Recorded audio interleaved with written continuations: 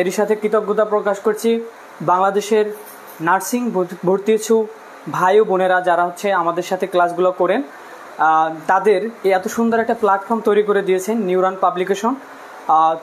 ধন্যবাদ এবং কৃতজ্ঞতা প্রকাশ করছি নিউরান পাবলিকেশন মহামান্য চেয়ারম্যান এবং নিউরান নার্সিং ভর্তি কোচিংয়ের পরিচালক দ্বয়ের প্রতি। তারা এত সুন্দর একটা প্ল্যাটফর্ম তৈরি করে দেশব্যাপী বাংলাদেশব্যাপী নিউরান নার্সিং ভর্তি কোচিংকে পৌঁছে দিয়েছেন এবং যারা নার্সিংয়ের জন্য প্রিপেয়ার করতে চান, নার্সিংয়ে ভর্তি পরীক্ষা দেওয়ার জন্য নিজেকে তৈরি করতে চান, তাদের দূর দূরান্ত থেকে আজকে এই ক্লাসটা আপনারা করতে পারছেন, সেজন্য তাদের প্রতি অনেক কৃতজ্ঞতা প্রকাশ করছি এবং ধন্যবাদ করছি। আজকে আমরা সাধারণ বিজ্ঞানের সুন্দর একটি ক্লাস উপভোগ করতে যাচ্ছি। যারা আমাদের সাথে লাইভে যুক্ত আছেন তাদের সুস্থতা এবং সফলতা কামনা করে আমি আজকে আমাদের ক্লাস শুরু করলাম। আমাদের সাথে যুক্ত ভাই বোনেরা, আপনারা ক্লাসটাকে মনোযোগ দিয়ে করবেন, আমাদের কমেন্ট করে জানাবেন আপনারা কোন জায়গা থেকে বুঝতে পারেননি এবং কোন জায়গা আপনাদের বোঝা ক্লিয়ার হয়েছে, সেগুলো হচ্ছে গিয়া আমাদের কমেন্ট করে জানাবেন। যারা ক্লাসটাকে দেখছেন, ক্লাসটার কথা, শব্দ, সাউন্ড সব কিছু হচ্ছে গিয়া আপনারা ক্লিয়ারলি শুনতে পাচ্ছেন কিনা কমেন্ট করে আপনাদের জানান। আর এই লাইভ ক্লাস থেকে যেন আপনার বন্ধু, ভাই এবং বোনেরা সকলে হচ্ছে গিয়া উপকৃত হতে পারে, সেজন্য লাইভ ক্লাসটাকে শেয়ার করে দিবেন। লাইভ ক্লাসটাকে দ্রুত শেয়ার করে দিয়ে ডান লিখবেন, দ্রুত শেয়ার করে দিবেন, ডান লিখবেন। আজকে আমরা ব্লাড এবং উদ্ভিদের শোষণ সম্পর্কে হচ্ছে গিয়া গুরুত্বপূর্ণ কিছু এমসিকিউ সলভ করতে যাচ্ছি। সো আজকে ডিপ্লোমা ইন নার্সিং এবং ডিপ্লোমা ইন নার্সিং মিডওয়াইফারিতে যারা পরীক্ষা দিতে যাচ্ছেন এবং যারা বিএসসিতেও আছেন তারাও এই ক্লাসটা করতে পারেন, তাদের জন্য অনেক হেল্পফুল হবে। এবং আমরা আজকে যেই 20টা থেকে শুরু করে অনেকগুলো হচ্ছে গিয়ে এমসিকিউ সলভ করব, সেই এমসিকিউগুলো থেকে আপনারা নার্সিং ভর্তি পরীক্ষায় অবশ্যই কমন পাবেন, সেই আশা রেখে আমি আজকে ক্লাসটা করব। আপনারা যারা এখনও আমাদের সাথে লাইভে যুক্ত আছেন কিন্তু লাইভটাকে শেয়ার করেননি, দ্রুততার সাথে হচ্ছে গিয়ে লাইভটাকে শেয়ার করে দিবেন। আপনাদের ভাই বোন, আত্মীয় স্বজন যারা হচ্ছে নার্সিংয়ে ভর্তি পরীক্ষা দিতে যাচ্ছে তারা যেন এই ক্লাসটা থেকে উপকৃত হয়, সেই জন্য সবাই লাইভটাকে শেয়ার করে দেন।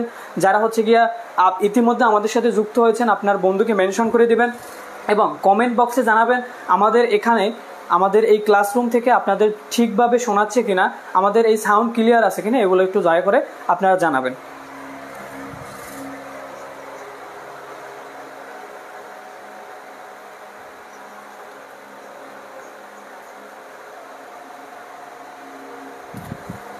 খুবই গুরুত্বপূর্ণ ক্লাস হতে যাচ্ছে আজকের ক্লাসটা। আবারও কৃতজ্ঞতা প্রকাশ করছি বাংলাদেশব্যাপী নার্সিং ভর্তি কোচিংয়ের পক্ষ থেকে, যারা হচ্ছে গিয়ে আপনাদের এই দূর দূরান্ত থেকে আপনাদের ক্লাসগুলো করার মতো সুযোগ করে দিয়েছেন।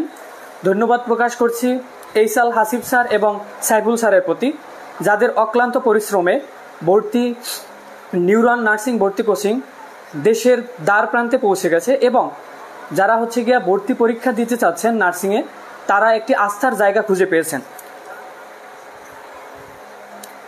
দ্রুত কমেন্ট করে জানান আমাদের এখানের কথা সাউন্ড ক্লিয়ার শোনা যাচ্ছে কিনা, আমরা তাহলেই ক্লাসটা শুরু করতে পারবো।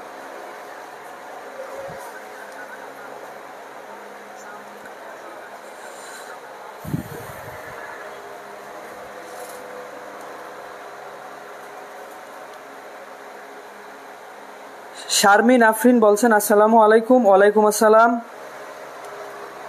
Sakiba Akhtar sound clear. Mehjabin Mishu clear ভাইয়া। আমরা খুব দ্রুত সময়ের মধ্যে হচ্ছে ক্লাসটাকে শুরু করব। আপনারা যারা আমাদের এই ক্লাসটাকে দেখে উপকৃত হচ্ছেন, আপনাদের সাথে যারা আছে ভাই বন্ধু, আপনাদের ফ্রেন্ডরা, তাদেরকে হচ্ছে মেনশন করুন অথবা শেয়ার করে দিন, যাতে করে তারা ক্লাসটাকে পরিপূর্ণ একটা সুন্দর একটা ক্লাস করে তারা হচ্ছে গিয়ে উপকৃত হতে পারে। সবাই ক্লাসটাকে শেয়ার করে দিবেন।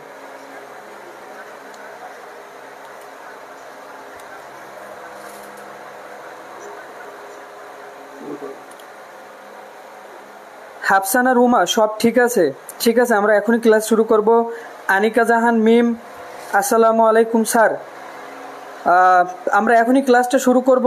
আমরা একটু জানতে চাচ্ছিলাম আপনারা কে কোথা থেকে আমাদের সাথে যুক্ত আছেন। আমরা জানতে চাই আমরা যে পরিশ্রম করে, আমাদের ম্যানেজমেন্ট, আমাদের পরিচালকরা যেই পরিশ্রম করে নিউরনকে বাংলাদেশের বিভিন্ন প্রান্তে পৌঁছে দিয়েছে, সেটা আমরা সফলভাবে পারছি কিনা। এই জন্য আমরা একটু জানতে চাই আপনারা কে কোথা থেকে, দেশের কোন প্রান্ত থেকে আপনারা গিয়ে ক্লাসটা করছেন। আমরা একটু জানতে চাই, দ্রুত কমেন্ট করে গিয়ে আমাদের সাথে জানান যে আপনারা কোথা থেকে। একজন আরিশা, তিনি বলছেন বিএসসিতে সাবজেক্ট আসে না মেবি। আমি বুঝি নাই আপনার কথাটা। যারা বিএসসির আছেন তারাও এই ক্লাসটা করতে পারেন। বিএসসি থেকে নার্সিং ভর্তি পরীক্ষায় যারা অংশগ্রহণ করবেন, যে সেক্টরই হন না কেন, আপনি ক্লাসটা করতে পারেন। ক্লাসে গিয়ে আমরা যা পড়াবো সেক্ষেত্রে আপনি সব সেক্টরের মানুষই আজকে উপকৃত হবেন।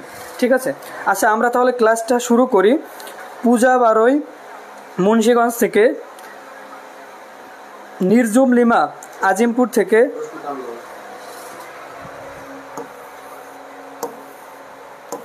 আমরা এখনই আমাদের ক্লাসটা শুরু করব। কে কোথা থেকে দেখছেন, আমাদের ক্লাসটা লাউডলি এবং একদম ক্লিয়ারলি শোনা যাচ্ছে কিনা সেটা বলবেন। ক্লাসটা এখনই শুরু হতে যাচ্ছে এবং সবাই সাথে নোট খাতা নিয়ে নেবেন। নোট খাতা নিয়ে সবাই লেখেন ডান, যে আমাদের নোট খাতা নেওয়া হয়েছে, সবাই নোট খাতা নিয়ে নেন। আমি আপনাদের একটা এমসিকিউ থেকে আরও কী কী ইনফরমেশন আসতে পারে কিংবা এমসিকিউটা ঘুরাইয়ে কীভাবে আসতে পারে সেই সম্পর্কে ধারণা দেব। আপনারা দ্রুততার সাথে গিয়ে নোট খাতাটা নিয়ে নেন এবং ডান লেখেন।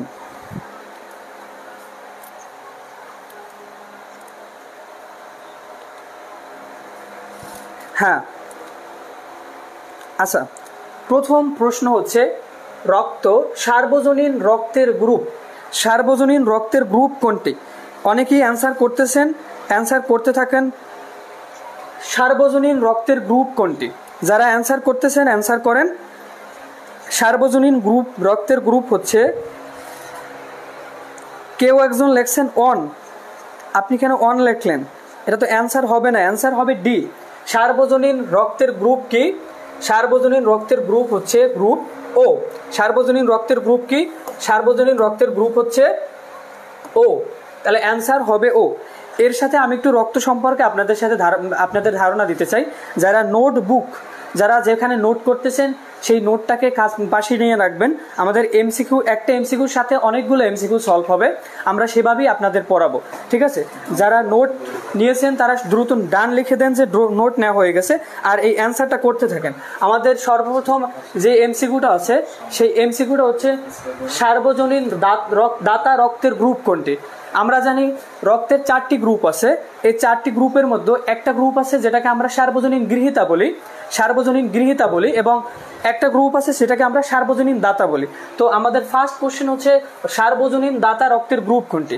যারা আমাদের সাথে অ্যান্সার করেছেন যে অ্যান্সার হবে বড় গ নাম্বার ডি, অ্যান্সার হবে ডি, তাদের অ্যান্সার রাইট। আচ্ছা, এই সাথে আমি একটু আপনাদের ধারণা দিতে চাই। যারা নোট নিয়েছেন নোটের সাথে সাথে নোট করবেন যে রক্ত আসলে কি। আমরা অনেকগুলো এমসিকিউ এবং অনেক তথ্যবহুল ক্লাস নেব। যারা এখনো ক্লাসটাকে শেয়ার করেননি, ক্লাসটাকে শেয়ার করে দেন এবং কমেন্টে ডান লিখে অথবা আপনার বন্ধুকে মেনশন করে আমাদের সাথে যুক্ত করেন, যাতে করে সেও উপকৃত হতে পারে।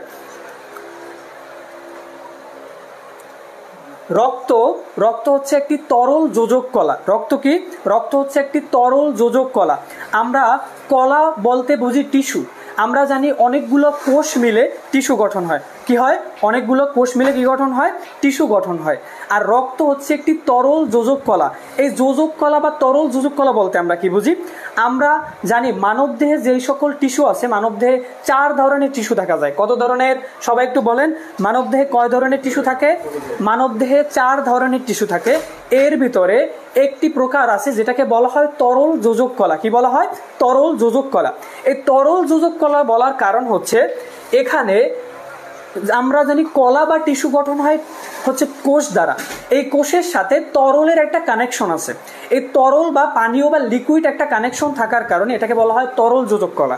এই জন্য আমরা সর্বপ্রথম সংজ্ঞায় রক্তকে সংজ্ঞায়িত করলাম যে রক্ত একটি তরল যোজক কলা। রক্ত কি? রক্ত তরল যোজক কলা।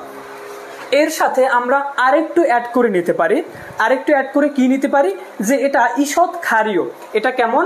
সামান্য ক্ষারীয়।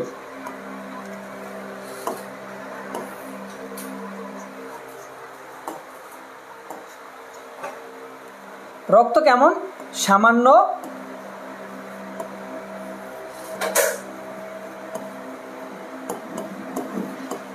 সামান্য ক্ষারীয়।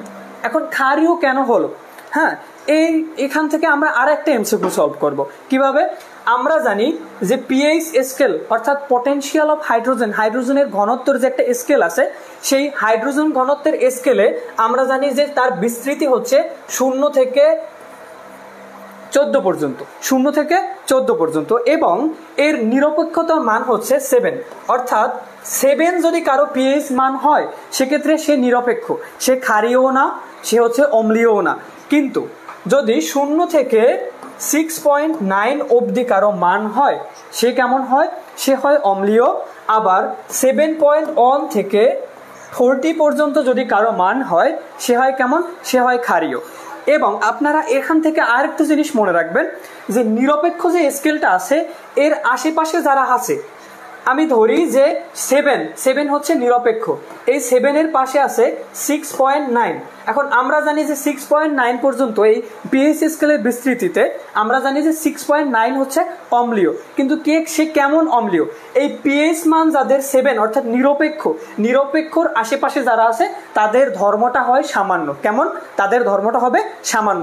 তার মানে এটাও যেমন সামান্য অম্লীয়, আমরা জানি যে রক্তের পিএইচ মান হচ্ছে 7.4। যারা নোট করে নিতেছেন নোট করে আবার সাথে লিখে দিবেন যে 7.4। দুইবার করে যদি আপনি হচ্ছে এটাকে মাথায় নেন আপনার মেমোরিতে, তাহলে আপনি অটোমেটিক্যালি হচ্ছে গিয়ে পড়াটা পারবেন। ঠিক আছে? তো রক্তের পিএইচ মান কত? রক্তের পিএইচ মান হচ্ছে 7.4 এবং নিরপেক্ষ স্কেল কত? নিরপেক্ষ স্কেল হচ্ছে 7। সেক্ষেত্রে আমরা দেখলাম যে একেবারে নিয়ারেস্ট একটা মান, একেবারে কাছের একটা মান 7-এর, এই জন্য রক্ত সামান্য ক্ষারীয়। আমরা রক্ত সম্পর্কে যদি দুই কথায় যদি রক্তকে সংজ্ঞায়িত করতে চাই সেক্ষেত্রে আমরা বলতে পারি রক্ত হচ্ছে একটি তরল যোজক কলা বা টিস্যু এবং এটা সামান্য ক্ষারীয়। কেন? আমরা এটার পিএইচ মানটাকে পেলাম যে 7.4। এখন আপনাদের এই কোশ্চেনগুলোই আসবে, কোশ্চেন যখন ভর্তি পরীক্ষা দেবেন তখন এই কোশ্চেনগুলোই আসবে যে রক্তের পিএইচ মান কত? রক্তের পিএইচ মান কত ভাইয়েরা? রক্তের পিএইচ মান কত বোনেরা? 7.4। ঠিক আছে? তাহলে আমরা ফার্স্ট যেই কোশ্চেনটা দেখলাম এবং রক্ত সম্পর্কে একটা ন্যূনতম ধারণা নিতে পারলাম, সেটা হচ্ছে সার্বজনীন দাতা রক্তের গ্রুপ হচ্ছে ও। কোনটা হবে? রক্তের গ্রুপ ও। ঠিক আছে? এবং রক্ত হচ্ছে একটি তরল যোজক কলা এবং এটা সামান্য ক্ষারীয়। কেন সামান্য ক্ষারীয় হওয়ার কারণ হচ্ছে এখানে পিএইচ মান পাওয়া যায় 7.4। যারা নোট করতেছেন দ্রুত নোট করে ডান লিখেন, আমি পরবর্তী কোশ্চেনে চলে যাব।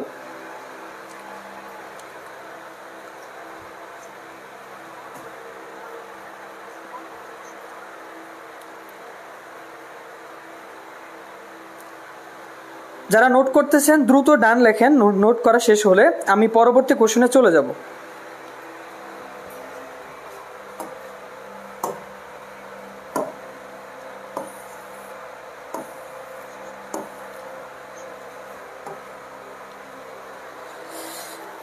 যারা এখনো কোথায় ভর্তি হবেন এইরকম ভোগান্তিতে ভুগতেছেন, নিউরন নার্সিং কোচিং সেন্টার বরাবরই প্রমাণ করেছে যে নার্সিং ভর্তি পরীক্ষার্থীর জন্য এই নিউরন হচ্ছে একটি আস্থার জায়গা।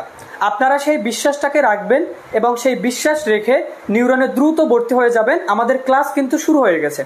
যারা হচ্ছে গিয়া এই সেন্সিটিভ একটা মোমেন্টে এসে এখনও বিভিন্ন চিন্তায় ভুগতেছেন, চিন্তা করতেছেন ভর্তি হবেন, সেখানে গিয়ে আপনি আপনার আস্থার প্রতিদান পাবেন, তারা দয়া করে নিউরনের সাথে যুক্ত হয়ে যাবেন। নিউরন আপনাদের আস্থার প্রতিদান দিবে, এটা আশা রাখতে পারেন। বরাবরই তারা হচ্ছে গিয়া স্টুডেন্টদের সুযোগ সুবিধাকে দেখে এবং ইনশাল্লাহ এবছরও সেই পরিশ্রমে তারা লক্ষ্যে পৌঁছানোর জন্য সেই পরিশ্রম তারা চালিয়ে যাচ্ছে। আচ্ছা, পরবর্তীতে আসেন যে মানুষের স্বাভাবিক ওজনের কতটুকু রক্ত থাকে। মানুষের স্বাভাবিক ওজনের কত পার্সেন্ট রক্ত থাকে এটা বলা হয়েছে। কতটুকু রক্ত থাকে যদি বলা হয় শতকরা কত পার্সেন্ট রক্ত থাকে তাহলেও হবে এরকমই একটা অ্যান্সার। তো আপনারা যারা এই অ্যান্সারটা পারেন দ্রুত কমেন্টে অ্যান্সারটা করেন। স্বাভাবিক একটা মানুষের স্বাভাবিক ওজনের কতটুকু রক্ত থাকে সেটা অ্যান্সারটা করে দেন দ্রুত।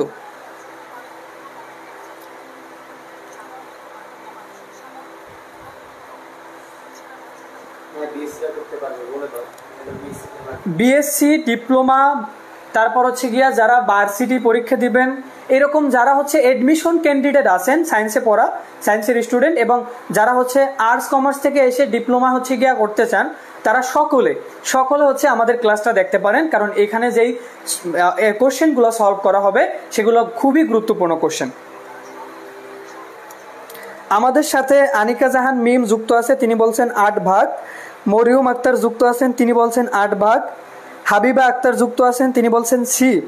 সাদিয়া আলমগীর যুক্ত আছেন, তিনি বলছেন 8 ভাগ। সবাই কমেন্ট করে বলেন যে এটার অ্যান্সার কত হবে।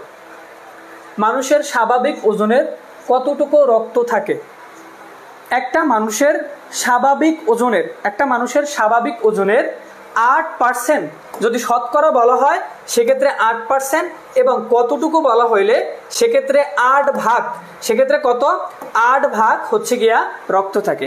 একটা মানুষের স্বাভাবিক ওজনের 8 ভাগ থাকে রক্ত, 8 ভাগ থাকে রক্ত। বাংলাদেশের মানুষের প্রেক্ষাপটে, বাংলাদেশের মানুষের যে ওজন আছে তার প্রেক্ষাপটে যদি হিসাব করা হয় সেক্ষেত্রে আমরা দেখি যে 5 থেকে 6 লিটার রক্ত একটা স্বাভাবিক মানুষের দেহে থাকে। তাহলে আমরা দুইটা ইনফরমেশন পাইলাম। এক নম্বরে মানুষের স্বাভাবিক ওজনের কতটুকু রক্ত, অথবা যদি কোশ্চেনটা এমন হয় শতকরা কত পার্সেন্ট রক্ত থাকে, সেক্ষেত্রে হচ্ছে 8 ভাগ। কত ভাগ? বা 8%, 8 ভাগ বা 8%। এখন যদি বলা হয় যে সেটা নর্মালি বাংলাদেশের মানুষের প্রেক্ষাপটে কত লিটার হতে পারে, সেটা হচ্ছে 5 থেকে 6 লিটার। কতটুকু? 5 থেকে 6 লিটার।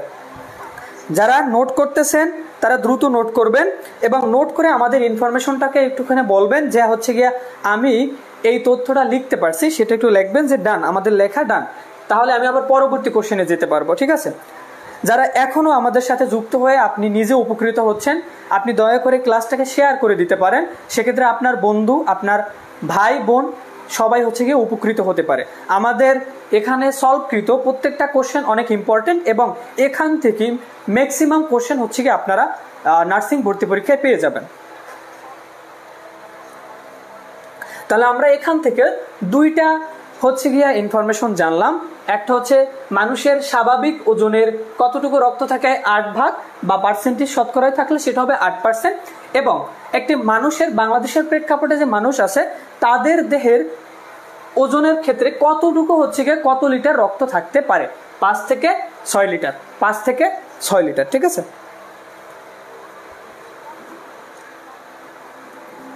ফাতিমা আফরিন রাসনা আমাদের সাথে যুক্ত আছেন, হাফসানা রুমা যুক্ত আছেন, ঐশী আলম যুক্ত আছেন, ডান। হ্যাঁ,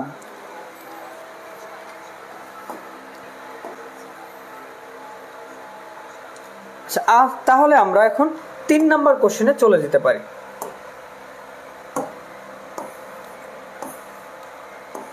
খুবই সুন্দর একটা কোশ্চেন, এবং যারা মিডওয়াইফারি এবং হচ্ছে গিয়া ডিপ্লোমা ইন নার্সিংয়ে পরীক্ষা দিতে চান তাদের জন্য মোস্ট ইম্পর্ট্যান্ট একটা হচ্ছে গিয়া প্রশ্ন, যেটা উদ্ভিদের যে শোষণ, খনিজ পরিশোধন যে ব্যাপারটা আছে সেখান থেকে নেওয়া হয়েছে।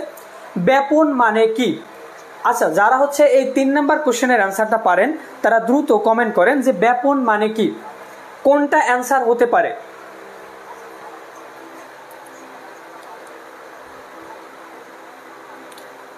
এস সুমাইয়া লিখতে পারছি, এরকম সুন্দরভাবে আপনারা কমেন্ট করে জানাবেন যে আপনারা লিখতে পারছেন কিনা, আপনাদের নোট কমপ্লিট কিনা, কারণ আপনাদের উপকারের স্বার্থেই হচ্ছে আমাদের এখানে আসা।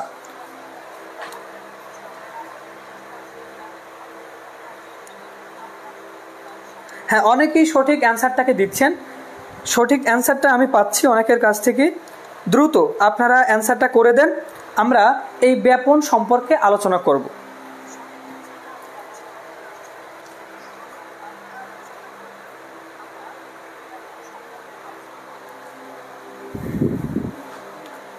হ্যাঁ, অ্যান্সার সবাই লিখছে ছড়িয়ে পড়া, ছড়িয়ে পড়া, অ্যান্সার 4।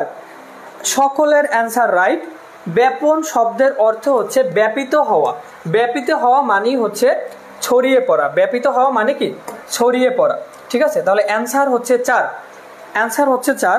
আমরা যারা ব্যাপন সম্পর্কে জানি, ব্যাপনের সংজ্ঞাটাকে আমরা এভাবে সংজ্ঞায়িত করতে পারি যে অণুসমূহ উচ্চতর ঘনত্ব থেকে নিম্নতর ঘনত্বের দিকে ছড়িয়ে পড়ে, অণুসমূহ উচ্চতর ঘনত্ব থেকে নিম্নতর ঘনত্বের দিকে ছড়িয়ে পড়াকে আমরা বলি ব্যাপিত হওয়া, ব্যাপন হওয়া বা ছড়িয়ে পড়া। ঠিক আছে, তাহলে আমরা পেলাম যে ব্যাপন শব্দের অর্থ হচ্ছে ব্যাপিত হওয়া বা ছড়িয়ে পড়া।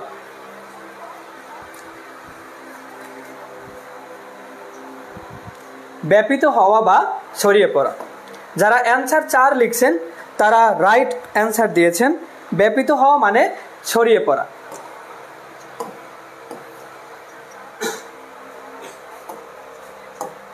আচ্ছা, আমরা 4 নম্বর কোশ্চেনে চলে যাই। এটা হচ্ছে একটা ট্রিকি কোশ্চেন। হ্যাঁ, একটা ট্রিকি কোশ্চেন। অনেকেই হচ্ছে গিয়ে এই কোশ্চেনটার অ্যান্সার করতে গিয়া এলোমেলো অবস্থার মধ্যে বা ওতপ্রোত অবস্থার মধ্যে পড়ে যাবে। উদ্ভিদের, এটা ভুল হয়েছে একটু, উদ্ভিদের জন্য শোষণ পদ্ধতি নয়। ঠিক আছে, নিচের কোনটি উদ্ভিদের জন্য শোষণ পদ্ধতি নয়? এখন এখানে যারা আছে ম্যাক্সিমাম হচ্ছে শোষণ পদ্ধতি। আচ্ছা, এটার অ্যান্সারটা একটু আপনারা করেন যে এটা কি অ্যান্সার হতে পারে। 4 নম্বরের অ্যান্সার কি হতে পারে একটু বলেন যে উদ্ভিদের জন্য শোষণ পদ্ধতি নয় কোনটি? রেণুকা পারভিন গ, টুনটুনি সরকার ক, অনেকে বলছেন ব্যাপন, অনেকে বলছেন প্রসেদন। হ্যাঁ, দ্রুত একটু অ্যান্সারটা করেন, আমরা এর অ্যান্সারটাকে দিয়ে দেব।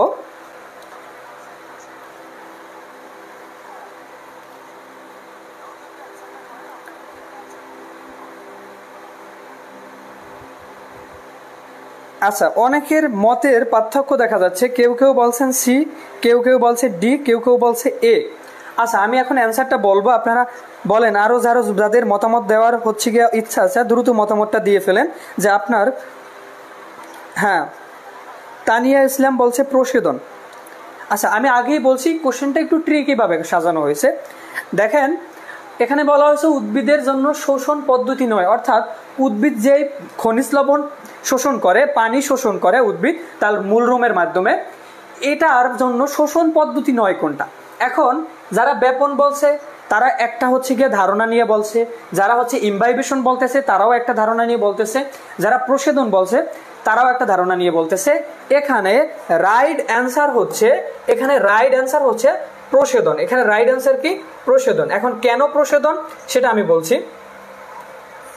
এখানে রাইট অ্যান্সার হচ্ছে প্রসেদন। ঠিক আছে, এখানে রাইট অ্যান্সার হচ্ছে প্রসেদন। ইমবাইবেশন মানে কি? ইমবাইবেশন মানে হচ্ছে যারা কলয়েড ধর্মী। কলয়েড ধর্মী বলতে আমরা কি বুঝি?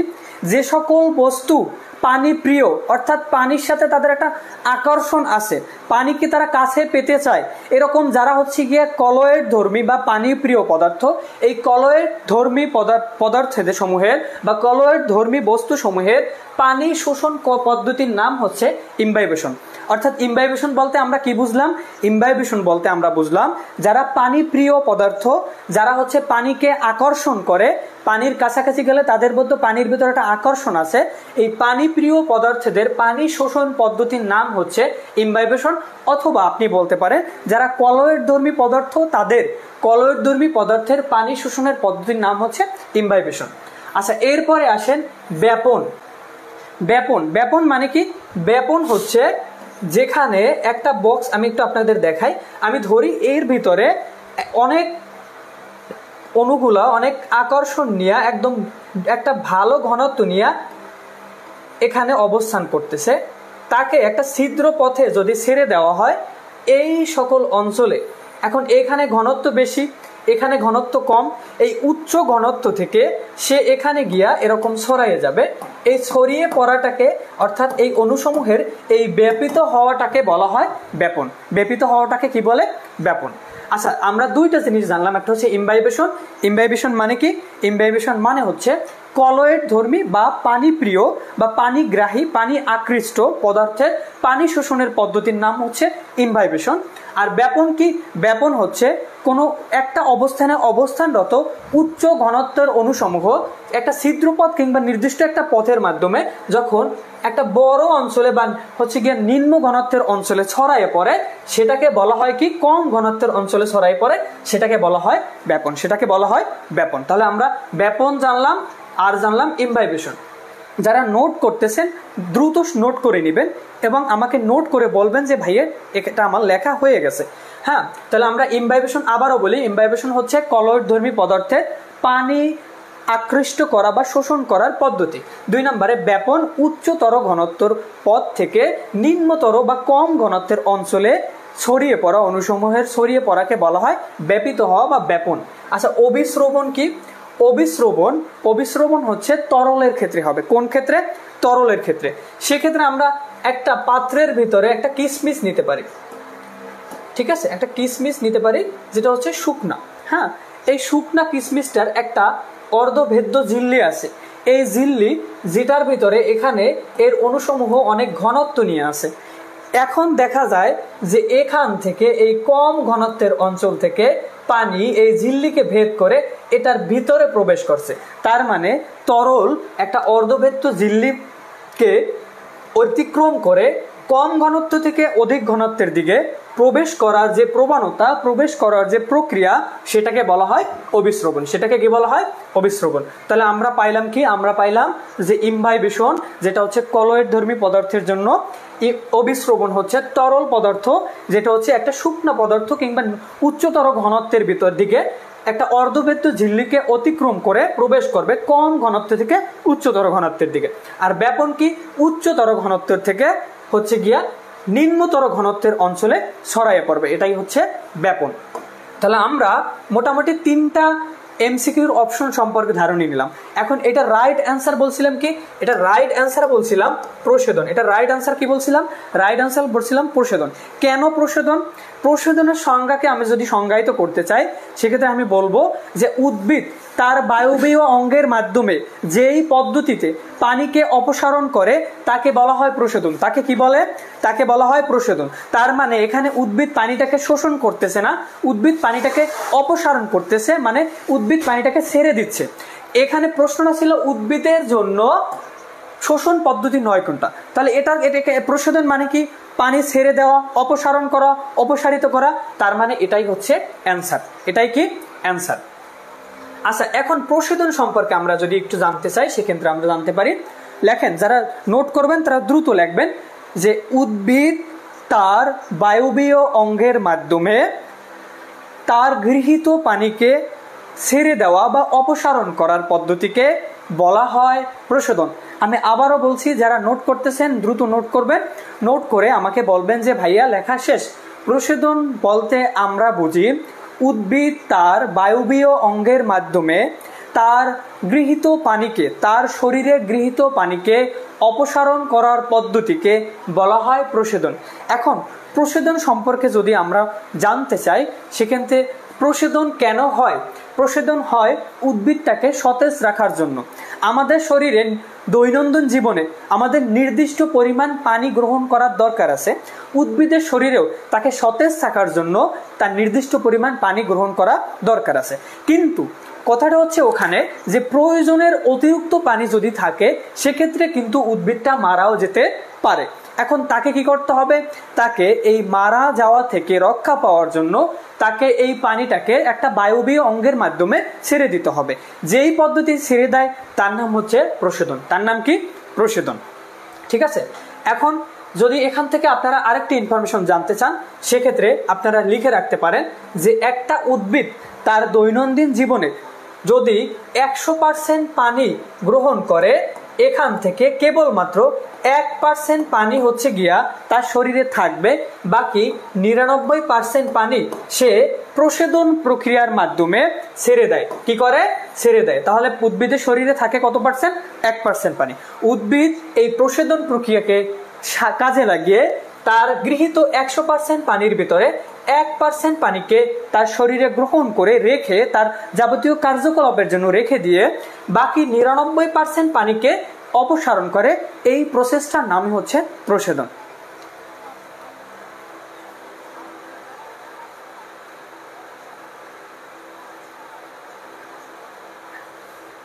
প্রশোধন একটি মেহজাবিন মিশু আমাদের সাথে লিখছেন যে প্রশোধন উদ্ভিদের একটি স্বাভাবিক কাজ। হ্যাঁ, অবশ্যই স্বাভাবিক কাজ, কারণ এটা তার দৈনন্দিন লাইফে চলতে থাকে। যদি না চলতো তাহলে উদ্ভিদ বাঁচতে পারতো না, ঠিক আছে? কারণ তার শরীরে যতটুকু পানি গ্রহণ করা হয়েছে সবটুকু তার কাজে লাগতেছে না, এই পানিটাকে বের করে দেওয়া হচ্ছে তার জন্য জরুরি। এই জন্য এই প্রশোধন প্রক্রিয়াটাকে, আবার অনেক সময় দেখা যায় যে অতিরিক্ত প্রশোধনের ফলে উদ্ভিদ মারা যায়, ঠিক আছে? এটা যেমন প্রয়োজনীয় তেমন এটার অপকারিতাও আছে। এজন্য একটা ইনফরমেশন সবাই লিখে রাখেন যে প্রশোধনকে বলা হয় উদ্ভিদের জন্য নেসেসারি ইভিল। নেসেসারি ইভিল মানে প্রয়োজনীয় শত্রু। হ্যাঁ, কি বলা হয়? প্রয়োজনীয় শত্রু। যারা আমার কথাটাকে বুঝতে পারছেন তারা একটু লেখেন যে প্রশোধন প্রক্রিয়ায় যেমন উপকার আছে, অর্থাৎ তার অতিরিক্ত পানিটাকে সে ছেড়ে দিতে পারছে। অনেক সময় হয় কি, কন্টিনিউয়াসলি প্রশোধন চলার কারণে সে অতিরিক্ত পানির বদলে তার যেই পরিমাণ পানিটুকু তার শরীরে দরকার সেটাকেও বের করে দিচ্ছে, এর ফলে গাছটা মারা গেল। এখন এটা যেমন প্রয়োজনীয় তেমন এটা অপ্রয়োজনীয়, এই জন্য এটাকে বলা হয় নেসেসারি ইভিল। আপনাদের কোশ্চেন আসতে পারে নিচের কোন প্রক্রিয়াটাকে নেসেসারি ইভিল বা প্রয়োজনীয় শত্রু বলা হয়? সেটা কি হবে? প্রশোধন। সেটা কি হবে? প্রশোধন। হ্যাঁ, যারা লিখতেছেন, নোট করতেছেন, একটু ডান লেখেন। ইশরাত জাহান অহনা বলছেন শারীরভিত্তিক কাজ। অবশ্যই এটা শারীরভিত্তিক কাজ।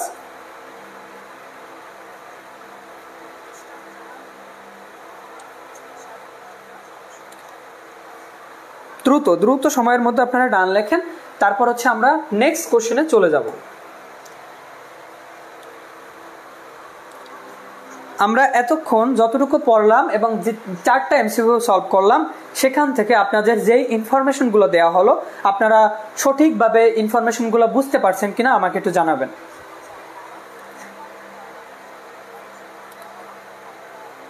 নিপা ইসলাম লেখা শেষ, ইশরাত জাহান আহনা লেখা শেষ, রাফিয়া সুলতানা রাফু লেখা শেষ, নুসরাত জাহান লেখা শেষ। অসংখ্য ধন্যবাদ যারা হচ্ছে আমাদের সাথে যুক্ত আছেন, এবং ইনশাআল্লাহ আপনারা এই ক্লাসগুলো করবেন। নিউরানের সাথে যারা সরাসরি জড়িত আছেন, অর্থাৎ আমাদের সাথে অফলাইনে ক্লাস করতেছেন কিংবা অনলাইনে আপনারা নিয়মিত আমাদের সাথে আছেন, আপনাদের যাত্রা অনেক সুন্দর হবে ইনশাআল্লাহ। আপনারা যখন পরীক্ষাটা দিবেন, পরীক্ষা দেওয়ার পরে হচ্ছে কি আপনারা এই পড়াগুলা কিংবা হচ্ছে এই এমসিকিউ সলভগুলো অনেক কমন পাওয়ার পরে আপনারা বুঝতে পারবেন যে এই ক্লাসগুলো কতটা আপনাদের জন্য হেল্পফুল ছিল। যারা এখনো ক্লাসটাকে করছেন কিন্তু আপনার বন্ধু এখনো ক্লাসটাকে করতে পারছে না, তারা ক্লাসটাকে শেয়ার করবেন, কমেন্ট করে মেনশন করে তাকে ক্লাসটাকে করার সুযোগ করে দিবেন, ঠিক আছে? একটা কথা সব সময় মনে রাখবেন, আপনাকে যেই পরিবেশ এত সুন্দর সুযোগ করে দিল, আপনার সেই পরিবেশকে কিছু দেওয়ার, আপনার সেই পরিবেশ আপনার কাছ থেকে অবশ্যই কিছু পায়, অর্থাৎ আপনার তার প্রতি একটা দায়বদ্ধতা থাকে। সেই দায়বদ্ধতা থেকে হলেও আপনারা আপনাদের বন্ধুদের, আপনাদের ভাইদের, আপনাদের বোনদের ক্লাসটায় জয়েন করার জন্য যেভাবে হেল্প করা লাগে, শেয়ার করে হোক, কমেন্ট করে মেনশন করে হোক, যেভাবে করা লাগবে সেভাবে করতে থাকেন, ইনশাল্লাহ সকলে উপকৃত হবেন। হ্যাঁ, অনেকেই লেখছেন যে ক্লাসটাকে বুঝতে পারছি, অনেকেই অনেক বন্ধুদের মেনশন করছেন, ধন্যবাদ।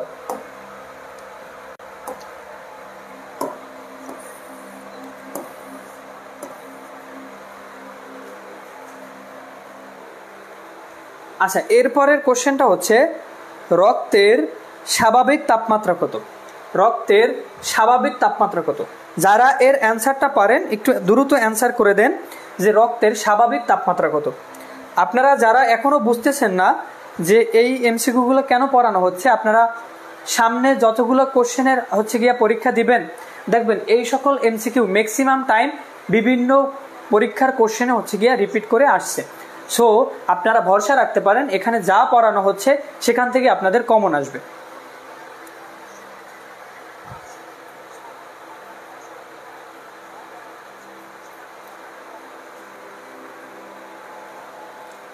দ্রুত অ্যান্সার করেন, রক্তের স্বাভাবিক তাপমাত্রা কত?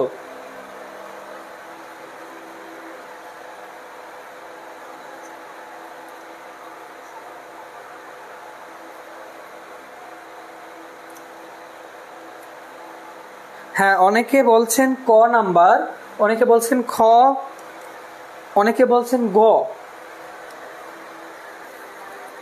হ্যাঁ, অনেকেই সঠিক অ্যান্সারগুলো দিচ্ছেন, দ্রুত অ্যান্সার করে দেন।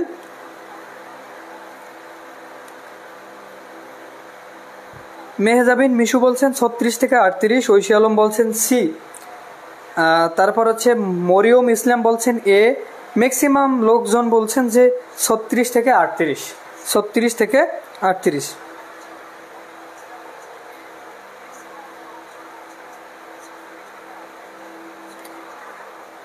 হ্যাঁ, মালিহা রহমান হচ্ছে গিয়া দুঃখ প্রকাশ করছে যে 5টা টিকের একটাও পারি নাই, কি পড়ালেখা করি। আপু, একদিনেই পারা যায় না, আপনারা হচ্ছে গিয়া নিয়মিত ক্লাসগুলো করবেন।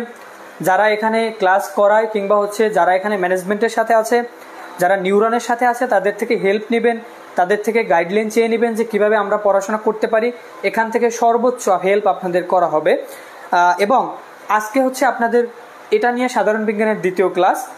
সো যারা ক্লাস কন্টিনিউ করতেছেন, একটা সপ্তাহ কিংবা একটা মাস ঘুরে গেলে আপনারা হয়তো বা বুঝতে পারবেন যে আপনাদের অবস্থানটা কতটুকু ডেভেলপ হয়েছে। সো এখানে দুঃখ পাওয়ার কিছু নাই, আপনি ক্লাস করতে থাকেন, ইনশাল্লাহ আপনি 1 মাসের পরে 2য় মাস যখন আসবে দেখবেন ম্যাক্সিমাম পার্ট আপনার পড়া হয়ে গেছে। হ্যাঁ, আচ্ছা, অনেকেই অ্যান্সার করছেন যে হচ্ছে গিয়া এটার অ্যান্সার হবে ক। এটাই রাইট অ্যান্সার, যে রক্তের স্বাভাবিক তাপমাত্রা হচ্ছে 36 থেকে 38 ডিগ্রি সেলসিয়াস, 36 থেকে 38 ডিগ্রি সেলসিয়াস।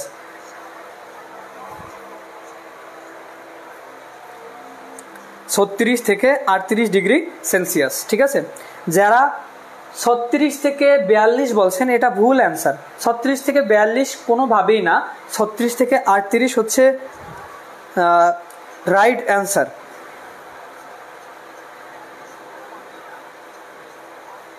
36 থেকে 38। আচ্ছা, আমরা পরবর্তী কোশ্চেনে চলে যাই।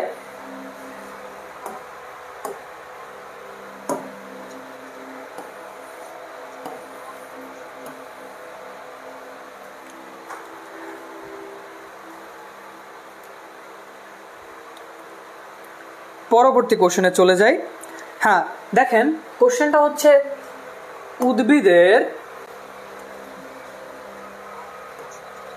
উদ্ভিদের শরীরের বাকল ফেটে অতিরিক্ত পানি অপসারণ, এটাকে কি বলে? লেন্টিকুলার প্রসেদন, অভিস্রবণ, ইমবাইবেশন নাকি কিউটিকুলার প্রসেদন? যারা অ্যান্সারটা পারেন তারা একটু দ্রুত অ্যান্সার করে দেন।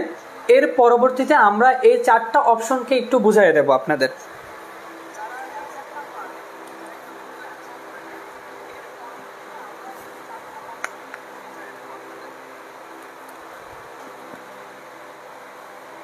উদ্ভিদের শরীরের বাকল ফেটে অতিরিক্ত পানি অপসারণের প্রক্রিয়াকে কি বলা হয়? হ্যাঁ, এখানেও মতামতের ভিন্নতা দেখা যাচ্ছে। কারো কারো মতে সেটা লেন্টিকুলার প্রশোধন, আবার কেউ কেউ বলছেন অভিস্রবণ। আচ্ছা, দেখি ম্যাক্সিমাম পার্ট কি বলে।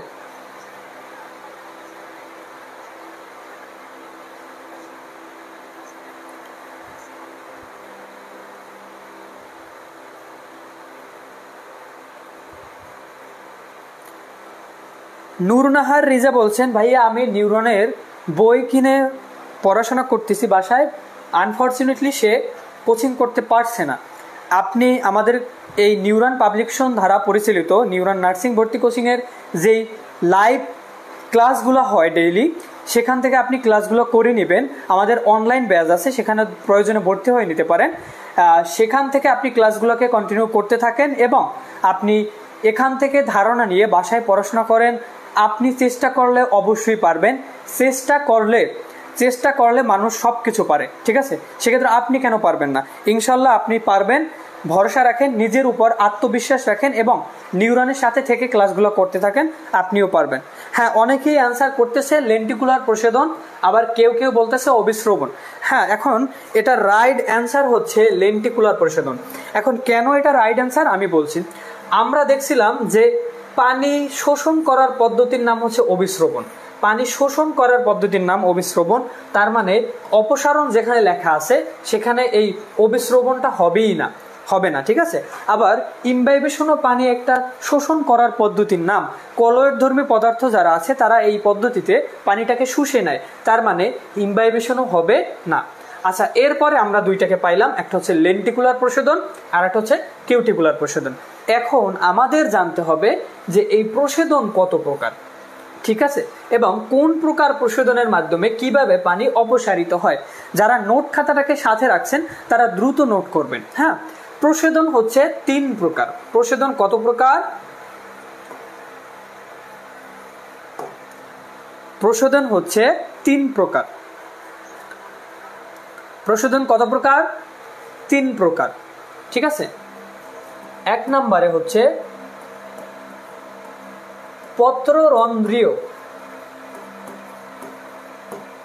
পত্ররন্ধ্রীয় প্রশোধন, এরপরে হচ্ছে কিউটিকুলার প্রশোধন,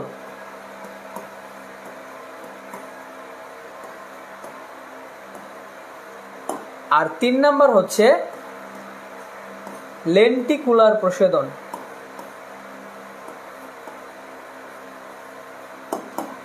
প্রশোধন কত প্রকার? জাকারিয়া হোসেন,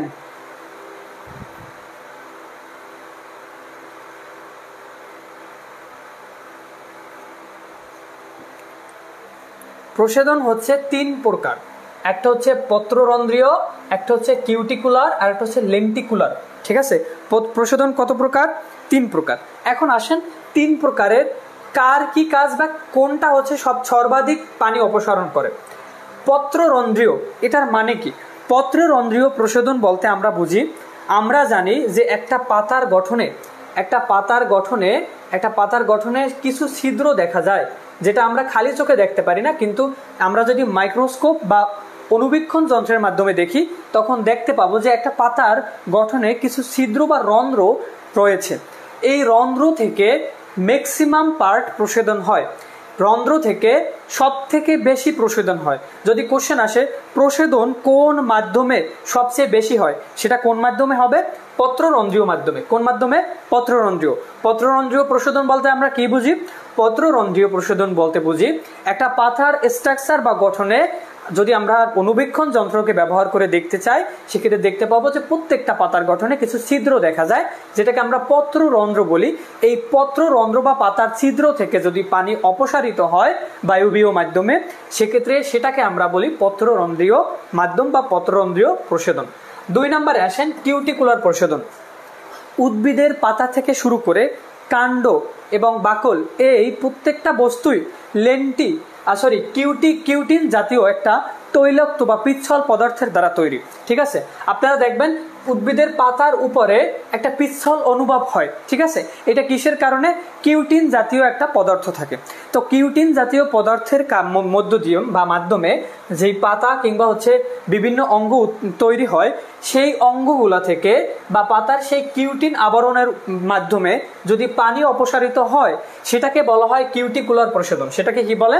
কিউটিকুলার প্রশোধন বা ত্বকীয় প্রশোধন। এটার আরেকটা নাম আছে, সেটা হচ্ছে ত্বকীয় প্রশোধন। অর্থাৎ একটা পাতার যে ত্বক, একটা উদ্ভিদের যে ত্বক গঠন হয়, এই ত্বকের উপরে কিউটিকুলার আবরণ থাকে। কিসের আবরণ থাকে? কিউটিকুলার আবরণ থাকে। এই কিউটিকুলার আবরণের মাধ্যমে বা এর মধ্য দিয়ে যদি পানি অপসারিত হয়, সেটাকে বলা হয় কিউটিকুলার প্রশোধন। 3 নম্বরে আসেন প্রত্যেকটা গাছের বাকলে, গাছের বাকল গঠনে লেন্টিসেল বা লেন্টিকোষ থাকে। কি থাকে? লেন্টিসেল বা লেন্টিকোষ, ক্ষুদ্র ক্ষুদ্র লেন্টিসেল বা লেন্টিকোষ। তখন একটা উদ্ভিদের শরীর গঠনে এই বাকল থাকবে। এই বাকল ফেটে যায় যদি, তাহলে ওই লেন্টিকোষ বা লেন্টিসেলগুলো বাইরে বেরিয়ে আসে।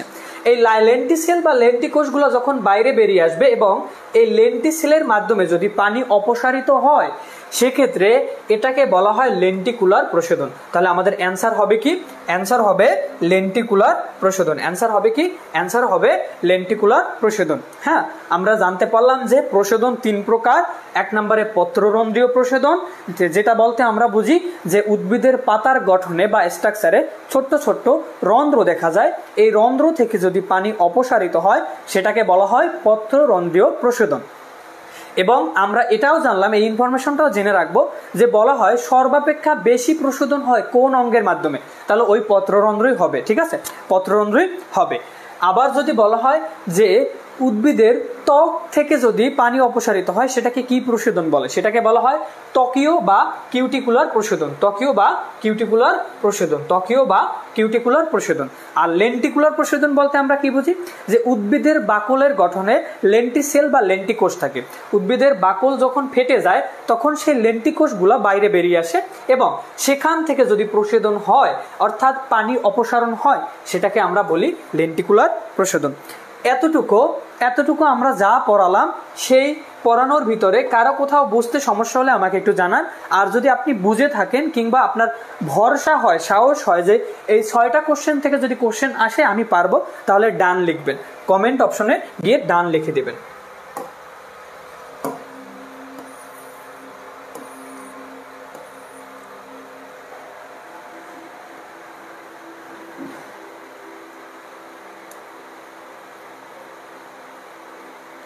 হ্যাঁ, একজন বলছেন সুমাইয়া ইসলাম সারা, তিনি বলছেন আবার একটু বলেন। আমরা লাস্ট কোশ্চেনটা প্রশোধন নিয়ে পড়ছিলাম। প্রশোধন সম্পর্কে যদি বলতে যাই সেক্ষেত্রে আমরা বলি উদ্ভিদের বায়বীয় অঙ্গের মাধ্যমে পানিকে অপসারণ করার প্রক্রিয়াকে প্রশোধন বলা হয়। কি বলে? প্রশোধন বলে। এই প্রশোধন 3 পদ্ধতিতে হয়। 1 নম্বরে পত্ররন্ধ্রীয়। এখন পত্ররন্ধ্রীয় বলতে আমরা কি বুঝি? পত্ররন্ধ্রীয় বলতে আমরা বুঝি যে উদ্ভিদ যদি তার পত্ররন্ধ্র বা পাতার ভিতর, পাতার গঠনে যে ছিদ্র থাকে সেখান থেকে যদি পানিটাকে অপসারণ করে সেটাকে বলা হয় পত্ররন্ধ্রীয় প্রশোধন। এবং একটা উদ্ভিদ তার অপসারিত পানির ম্যাক্সিমাম পার্ট হচ্ছে সেখান থেকে অপসারণ করে থাকে। 2 নম্বরে পড়লাম যে কিউটিকুলার বা ত্বকীয় প্রশোধন। সেটা হচ্ছে প্রত্যেকটা উদ্ভিদের ত্বক গঠনে কিউটিন জাতীয় একটা পদার্থ থাকে। এই কিউটিন জাতীয় পদার্থ দ্বারা আবরণে আবৃত থাকে। এই আবরণ থেকে যদি পানি অপসারিত হয় সেটাকে বলা হয় কিউটিকুলার প্রশোধন। আর 3 নম্বরে জানলাম যে উদ্ভিদের গঠনে, বাকলের গঠনে লেন্টিসেল বা লেন্টিকোষ থাকে। যখন উদ্ভিদের বাকল ফেটে যায় তখন সেই লেন্টিসেল বা লেন্টিকোষ থেকে পানি অপসারিত হতে পারে। এই পদ্ধতিকে বলা হয় লেন্টিকুলার প্রশোধন। আশা করি আপনি এখন বুঝতে পারছেন।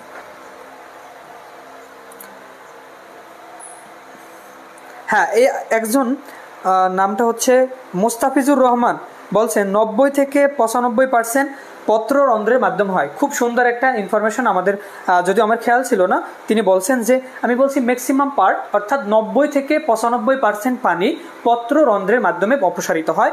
আপনারা এই ইনফরমেশনটাও আপনার নোটে লিখে রাখবেন যে 90 থেকে 95%। এখান থেকেও কোশ্চেন আসতে পারে যে উদ্ভিদের শরীর থেকে অপসারিত পানির শতকরা কত পার্সেন্ট পানি পত্ররন্ধ্রীয় মাধ্যমে অপসারণ হয়, সেটা হচ্ছে 90 থেকে 95%।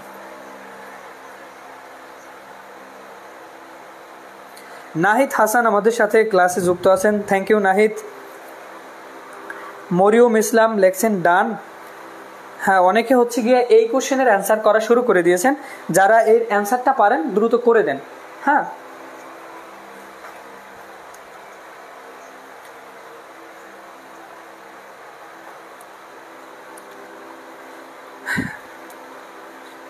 কারো কারো মতে এটা হচ্ছে ডি, কারো কারো মতে এটা হচ্ছে সি। দেখি কার মত জিতে যায়। আমরা এখন দেখব কাদের মত জিতে যায়।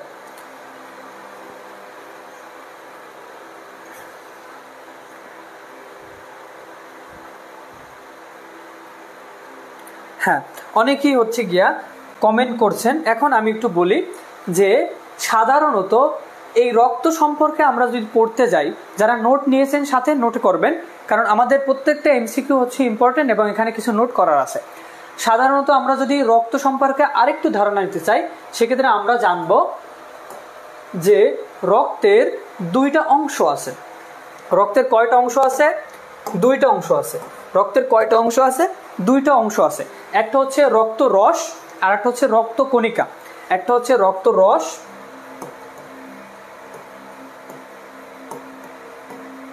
আর একটা হচ্ছে রক্ত কণিকা। হ্যাঁ, এখন এখান থেকে আমাদের একটা ইনফরমেশন মনে রাখতে হবে, সেটা হচ্ছে আমরা যদি টোটাল রক্তটাকে 100% ধরি সেক্ষেত্রে শতকরা হিসাব করলে রক্তের ভিতরে কত পার্সেন্ট রক্ত রস থাকে? রক্ত রস থাকবে 55%। 55% রক্ত রস থাকে। কত পার্সেন্ট? 55%। বাকি 45%, 45% হচ্ছে রক্তকণিকা।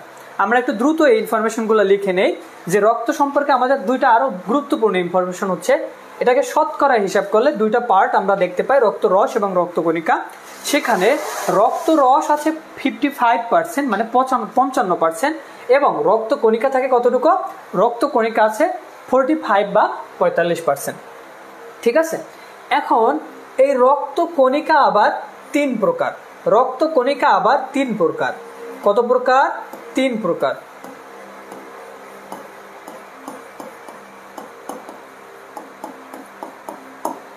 প্রকার। আরবিসি, ডব্লিউবিসি এবং প্লাটিলেট। আরবিসি, ডব্লিউবিসি এবং প্লাটিলেট। সবাই নিজেদের খাতায় রক্তকণিকা লিখে এরকম 3টা লিখেন, একটা আপনি এখানে এরকম মার্ক করে আরবিসি, ডব্লিউবিসি এবং প্লাটিলেট লেখেন, কারণ আমি আপনাদের এখান থেকে আরো কিছু ইনফরমেশন দিয়ে দেব। হ্যাঁ, যারা লিখতেছেন, নোট করতেছেন, দ্রুত এরকম লিখে নেন যে 45% রক্তকণিকা থাকে, যেখানে এই 45%-এর মধ্যে 3টা রক্তকণিকা থাকে, আরবিসি, ডব্লিউবিসি এবং প্লাটিলেট। যাকে এবার নিচে লেখেন, নিচে সবাই লেখেন, এই আরবিসি মানে হচ্ছে রেড ব্লাড সেল বা লোহিত রক্তকণিকা। এটার আরেকটা নাম কি? রেড ব্লাড সেল, বা এটার ফুল মিনিং হচ্ছে রেড ব্লাড সেল বা লোহিত রক্তকণিকা। আর এইটার ফুল মিনিং হচ্ছে হোয়াইট ব্লাড সেল বা শ্বেত রক্তকণিকা। হোয়াইট ব্লাড সেল বা শ্বেত রক্তকণিকা। আর প্লাটিলেটকে আমরা চিনি অনুচক্রিকা হিসাবে। যারা ডেঙ্গুর সাথে যুদ্ধ করছেন, দেখবেন আপনাদের ডক্টর বলে যে আপনাদের প্লাটিলেটের সংখ্যা কমে গেছে। হ্যাঁ, তার মানে আমরা জানতে পারলাম যে রক্তের একটা কণিকা যেটা হচ্ছে ডেঙ্গু জ্বরের সাথে কানেক্টেড। হ্যাঁ, ডেঙ্গু জ্বরের সাথে কানেক্টেড, সেটা হচ্ছে এই প্লাটিলেট। যদি ডেঙ্গু জ্বর হয় সেক্ষেত্রে শরীর থেকে রক্তের এই কণিকাটা কমে যায়। হ্যাঁ, আচ্ছা, তাহলে আমরা পাইলাম যে এই রেড ব্লাড সেলকে বলা হয় লোহিত রক্তকণিকা, ডব্লিউবিসি কে বলা হয় হোয়াইট ব্লাড সেল বা শ্বেত রক্তকণিকা, এবং প্লাটিলেটকে বলা হয় অনুচক্রিকা। লেখা শেষ হলে আমাকে একটু বলেন, আমি আপনাদের আরো 3টা নামের সাথে পরিচয় করাই দেব, যেটা হচ্ছে আপনাকে জানতেই হবে। আপনারা একটু খেয়াল করবেন যে আপনাদের পরীক্ষার্থীর সংখ্যা থাকে মিনিমাম 60,000, সেখান থেকে বিএসসিতে চান্স পাবে 1500, এবং যারা ডিপ্লোমা ইন নার্সিং সেখানে তারা চান্স পাবে 2700। তার মানে আপনাকে আপনার মেধাটাকে একটু সুন্দরভাবে গুছাইয়া সূক্ষ্মভাবে পড়তে হবে। যেই বিষয়টা আপনি পড়বেন সেটাকে সূক্ষ্মভাবে আপনাকে আয়ত্তে নিতে হবে। সো আপনাকে পড়ানো হইল আরবিসি বা লোহিত রক্তকণিকা। ঠিক আছে, এখন আপনি পরীক্ষার হলে গিয়ে দেখলেন লোহিত রক্তকণিকা অপশনে নাই, সেক্ষেত্রে আপনার অবস্থাটা খুবই খারাপ হবে। তার মানে আমাকে জানতে হবে যে এর ফুল মিনিংটা কি। রেড ব্লাড সেল এর বাংলাকে কি বলা হয়? বাংলায় বলা হয় লোহিত রক্তকণিকা। আচ্ছা, এর আরো কোনো নাম আছে কিনা বা কোন স্বার্থে সেই নামটা আছে, আমাকে এই বিষয়টা সূক্ষ্মভাবে ধারণা রাখতে হবে। হ্যাঁ, লেখা শেষ। আচ্ছা, এখন আসেন এই আরবিসির নিচে আপনারা লেখেন যে এরিথ্রোসাইট।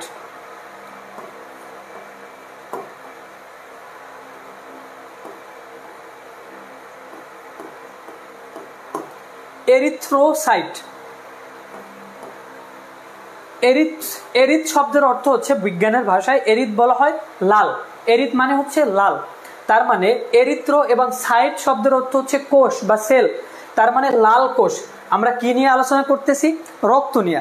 তার মানে লোহিত বা লাল রক্তের কোষ, তাকে আমরা আরবিসি বলতে পারি বা এরিথ্রোসাইট বলতে পারি। এরিথ্রো মানে কি? এরিথ্রো মানে হচ্ছে লাল প্লাস কোষ। আমরা আলোচনা করতেছি রক্ত নিয়ে, তার মানে লাল রক্তের কোষ বা লোহিত রক্ত কণিকা। এখন যদি আপনার আরবিসি অপশনে নাই, এরিথ্রোসাইট আছে, তাহলে কি আপনি পারবেন? অবশ্যই আপনি পারবেন, কারণ আমরা এটার সাথে পরিচয় হয়ে গেছি যে আরবিসি কে এরিথ্রোসাইটও বলা হয়। আরবিসি কে এরিথ্রোসাইটও বলা হয়।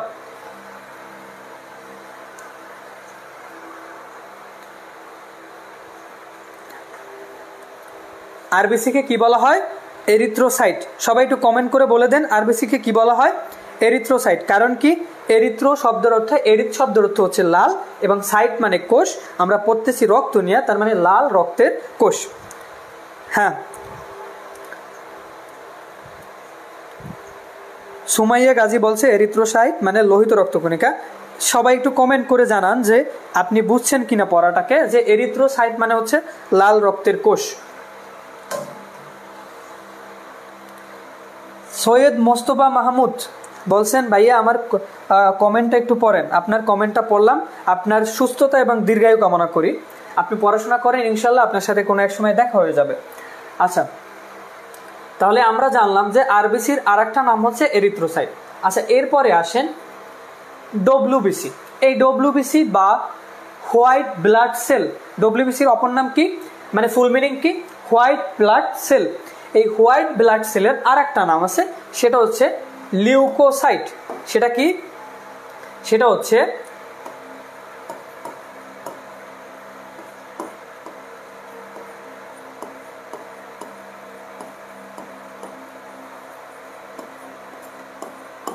লিউকোসাইট। ঠিক আছে, লিউকো শব্দের অর্থ হচ্ছে বর্ণহীন, অর্থাৎ তার কোনো নির্দিষ্ট বর্ণ নাই, এবং সাইট মানে কোষ। সাইট মানে কি, কোষ, তার মানে এটা হচ্ছে বর্ণহীন কোষ। এইটার লিউকোসাইট নাম হওয়ার কারণ হচ্ছে, লিউকোসাইট নাম হওয়ার কারণ হচ্ছে এটা হচ্ছে বর্ণহীন কোষ। আপনারা যারা প্লাস্টিড সম্পর্কে পড়ছেন বায়োলজিতে, জীববিজ্ঞানে প্লাস্টিড, যাকে কোষের রান্নাঘর বলা হয়, সেখানে দেখবেন যে 3 ধরনের প্লাস্টিড সম্পর্কে পড়ানো হয়, যার মধ্যে একটার নাম হচ্ছে লিউকোপ্লাস্ট। সেটা একটা উদ্ভিদের মূলে থাকে, কারণ ওখানে লিউকোসাইট থাকে এবং এটা বর্ণহীন হয়। কারণ কি, সেখানে সূর্যের আলো পৌঁছায় না, তার মানে সে বর্ণহীন। তেমনি ভাবে এই ডব্লিউবিসি, এটাকে শ্বেত রক্তকণিকা বলা হয়, এবং এর সাথে এটাকে বলা হয় লিউকোসাইট বা বর্ণহীন রক্তকণিকা। ঠিক আছে, তার মানে আমরা এরিথ্রোসাইট মানে পেলাম আরবিসি, আর লিউকোসাইট মানে পেলাম ডব্লিউবিসি। বাকি আছে কে, থ্রোম্বোসাইট। বাকি আছে কে, থ্রোম্বোসাইট। এখন আসেন থ্রোম্বোসাইট, এটা কাকে বলা হয়? 3 নম্বরে আমরা বলছিলাম যে 3 নম্বরে আমাদের আছে প্লাটিলেট বা অনুচক্রিকা। রক্তের যে 3টা কণিকা আমরা পড়ছি, আরবিসি, ডব্লিউবিসি আর হচ্ছে প্লাটিলেট। এই প্লাটিলেট অনুচক্রিকাকে বলা হয় থ্রোম্বোসাইট। এটা তার কাজের অনুসারে বলা হয়। কিসের অনুসারে? কাজের অনুসারে। কিভাবে? এই থ্রোম্বো শব্দের অর্থ হচ্ছে জমাট করা।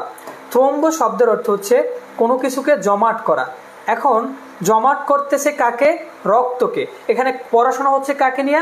রক্তকে নিয়ে। তার মানে যেই রক্তকণিকা রক্তকে জমাট বাঁধতে সাহায্য করে তাকে থ্রোম্বোসাইট বলা হয়, অনুচক্রিকা বলা হয়, প্লাটিলেট বলা হয়। আবারও বলি, যেই রক্তকণিকা রক্তকে জমাট করতে সাহায্য করে তাকে থ্রোম্বোসাইট বলা হয়, অনুচক্রিকা বলা হয় বা প্লাটিলেট বলা হয়। তাহলে 3টা রক্তকণিকার অপর নাম যা আছে সে সম্পর্কে আমরা জানলাম যে লিউকোসাইট। লিউকোসাইট বলা হয় ডব্লিউবিসি কে, কারণ এটা বর্ণহীন। এটা বর্ণহীন, এটার ভিতরে লাল রং আছে। লাল রং থাকার কারণে এটাকে বলা হয় আরবিসি বা এরিথ্রোসাইট, রেড ব্লাড সেল বা এরিথ্রোসাইট। এই রক্তকণিকাটা রক্তর জমাট বাঁধতে হেল্প করে, এজন্য এটাকে বলা হয় থ্রোম্বোসাইট বা অনুচক্রিকা বা প্লাটিলেট। এইবারে একটা কোশ্চেন আপনাদের কাছে আমি দিতে চাই, সেটার অ্যান্সার যে পারবে তাকে পুরস্কৃত করা হবে। দেখা যাক কে কে পারে। বলেন তো, এই এরিথ্রোসাইট, এই এরিথ্রোসাইট বা আরবিসি বা এরিথ্রোসাইট লাল হওয়ার পিছনে কোন পিগমেন্ট দায়ী? কোন পিগমেন্টটা দায়ী? এরিথ্রোসাইট বা রেড ব্লাড সেল লাল হওয়ার পিছনে কে দায়ী? আমি আশা করি আপনারা অ্যান্সারটা পারবেন। দ্রুত অ্যান্সার করেন। এরিথ্রোসাইট লাল হওয়ার পিছনে কোন পিগমেন্টটা দায়ী?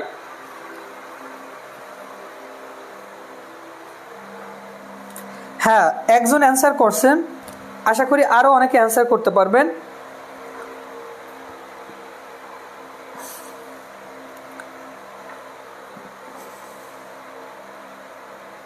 ফেরদৌসি বলছেন haemoglobin. Thank you Ferdousi. Mostafizur Rahman haemoglobin. Puja Baroi haemoglobin.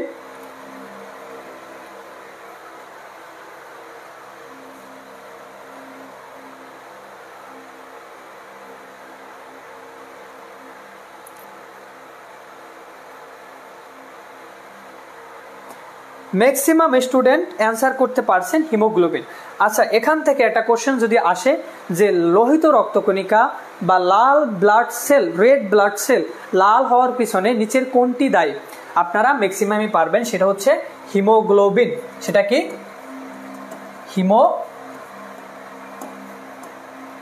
Haemoglobin, haemoglobin.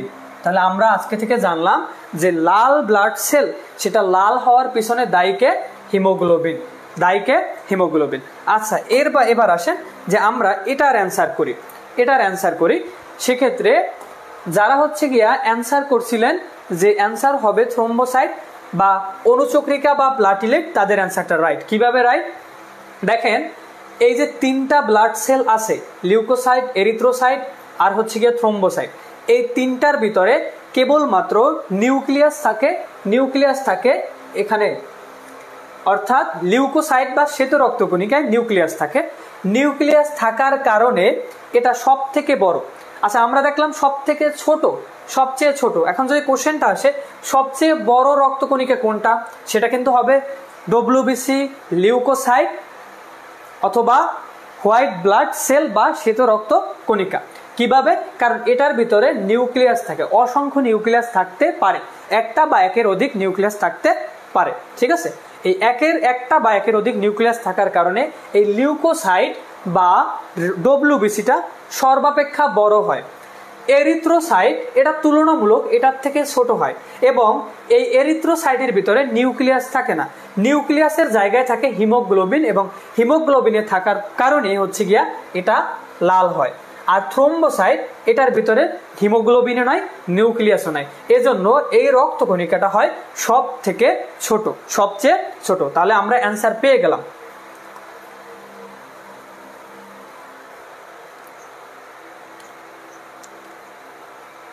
হ্যাঁ, সুন্দর। অনেকেই হচ্ছে কি অ্যান্সার করতেছেন যে আমরা দেখতেছি যে সবচেয়ে ছোট রক্তকণিকার নাম কি? থ্রোম্বোসাইট, অনুচক্রিকা বা প্লাটিলেট। হ্যাঁ, আচ্ছা, এরবারে যারা হচ্ছে নোট করতেছেন তারা নোট করে নেন যে এই তিনটা রক্তকণিকার কাজ কি, নির্দিষ্ট কাজ কি, স্পেসিফিক কাজ কি। ঠিক আছে, সেক্ষেত্রে এরিথ্রোসাইট বা আরবিসির কাজ হচ্ছে রক্তে অক্সিজেনকে পরিবহন করা। যদি কোশ্চেন আসে নিচের কোন রক্তকণিকা রক্তে অক্সিজেন পরিবহন করে? এরিথ্রোসাইটের কাজ কি? রক্তে অক্সিজেন পরিবহন করা। পারা যাবে? ইনশাল্লাহ পারবেন। যে এরিথ্রোসাইট বা রেড ব্লাড সেল বা লোহিত রক্তকণিকার কাজ হচ্ছে রক্তের ভিতর দিয়ে অক্সিজেনকে পরিবহন করা, সারা দেহে অক্সিজেনের অভাবটাকে পূরণ করা। ঠিক আছে, এরপরে আসেন লিউকোসাইটের কাজ কি? লিউকোসাইটের কাজ হচ্ছে জীবাণু ধ্বংস করা।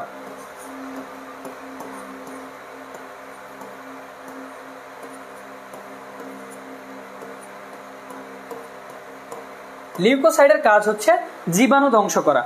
এদের লিউকোসাইট সে যখন মানব শরীরে জীবাণু প্রবেশ করে সে সক্রিয় হয় এবং জীবাণুটাকে খেয়ে ফেলে। এই পদ্ধতিটার নাম হচ্ছে কি? যারা পারেন লিউকোসাইট কোন পদ্ধতির মাধ্যমে, শ্বেত রক্তকণিকা কোন পদ্ধতির মাধ্যমে জীবাণু ধ্বংস করে? যারা পারেন একটু অ্যান্সার করেন, আমরা বলে দিব লিউকোসাইট কোন পদ্ধতিতে জীবাণু ধ্বংস করে, ডব্লিউবিসি কোন পদ্ধতিতে জীবাণু ধ্বংস করে। হ্যাঁ, ফেরদৌসি আবারও অ্যান্সার করছে। যারা অ্যান্সারটা পারেন দ্রুত অ্যান্সার করবেন যে লিউকোসাইট কোন পদ্ধতিতে জীবাণুকে খেয়ে ফেলে, ভক্ষণ করে বা ধ্বংস করে।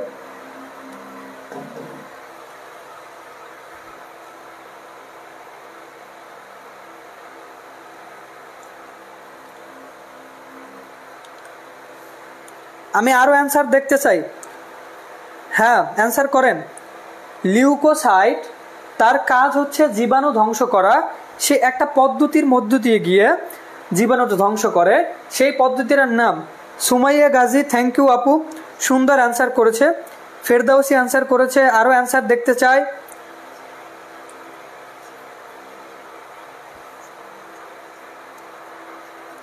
দ্রুত অ্যান্সার করবেন।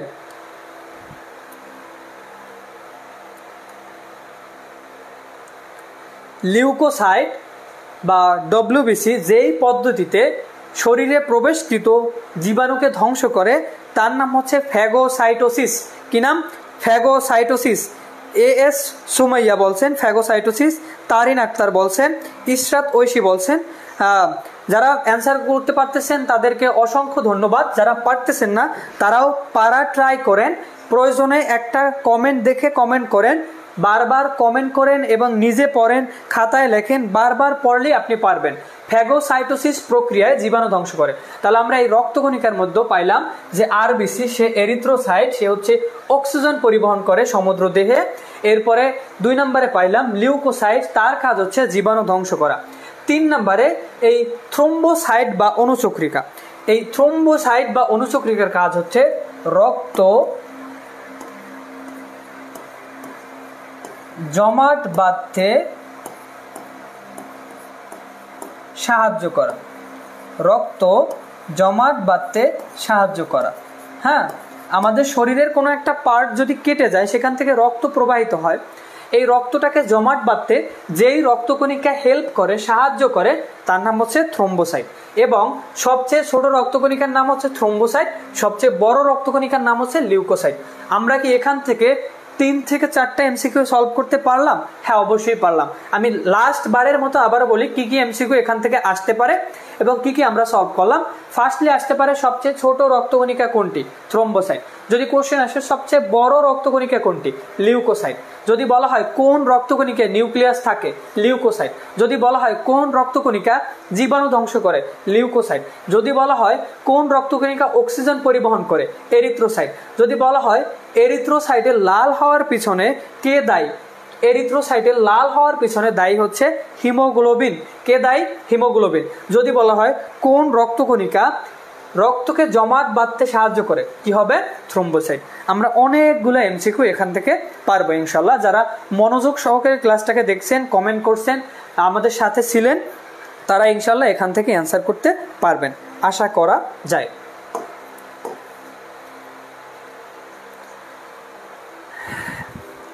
যতটুকু পড়ানো হয়েছে এতটুকু ক্লিয়ারলি বুঝছেন কারা কারা? একটু ক্লিয়ার যারা বুঝছেন তারা ক্লিয়ার লেখেন যে ভাইয়া ক্লিয়ারলি বোঝা গেছে।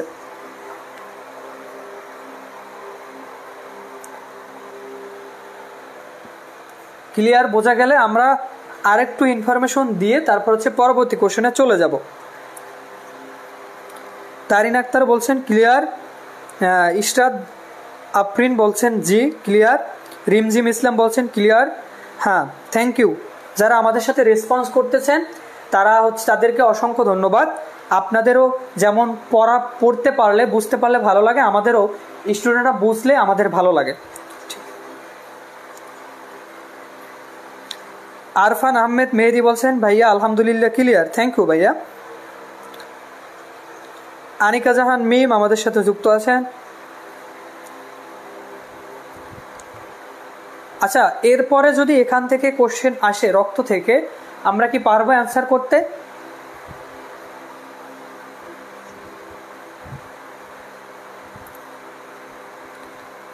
Thank you.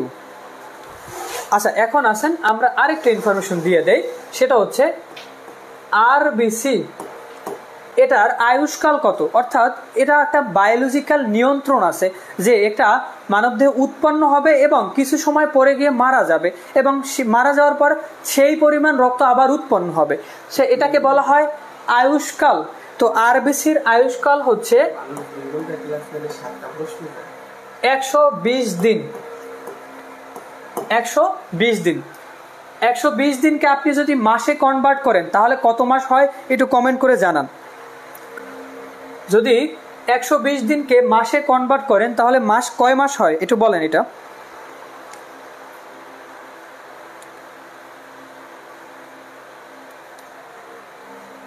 কত মাস হবে? 4 মান্থ বা 4 মাস। এটা আপনাকে জানতে হবে, কারণ কি কোশ্চেনটা হবে একটু স্ট্যান্ডার্ড। সেক্ষেত্রে এই 120 দিন আপনি পড়ে গেছেন, 120 দিন অপশনে কোথাও নাই, আছে 4 মাস, আপনাকে অ্যান্সার করতে পারতে হবে, ঠিক আছে? আচ্ছা, এরপরে আসেন ডাব্লিউবিসি। এই ডাব্লিউবিসির আয়ুষ্কাল হচ্ছে 20 দিন। এখন এই 20 দিন নিয়ে অনেকের মতবাদ থাকতে পারে, যেমন অনেক বইয়ে লেখা আপনি পাবেন 1 থেকে 5 দিন, অনেক বইয়ে লেখা থাকবে 1 থেকে 15 দিন, কিন্তু এটা অ্যাভারেজে 120 দিন। কিভাবে? কারণ এই ডব্লিউবিসির আবার 5টা প্রকার আছে, এই 5টা প্রকারের প্রত্যেকটার আলাদা আলাদা আয়ুষ্কাল আছে, কিন্তু অ্যাভারেজে যদি আমি ডব্লিউবিসি শ্বেত রক্তকণিকা বলি সেক্ষেত্রে হবে 120 দিন।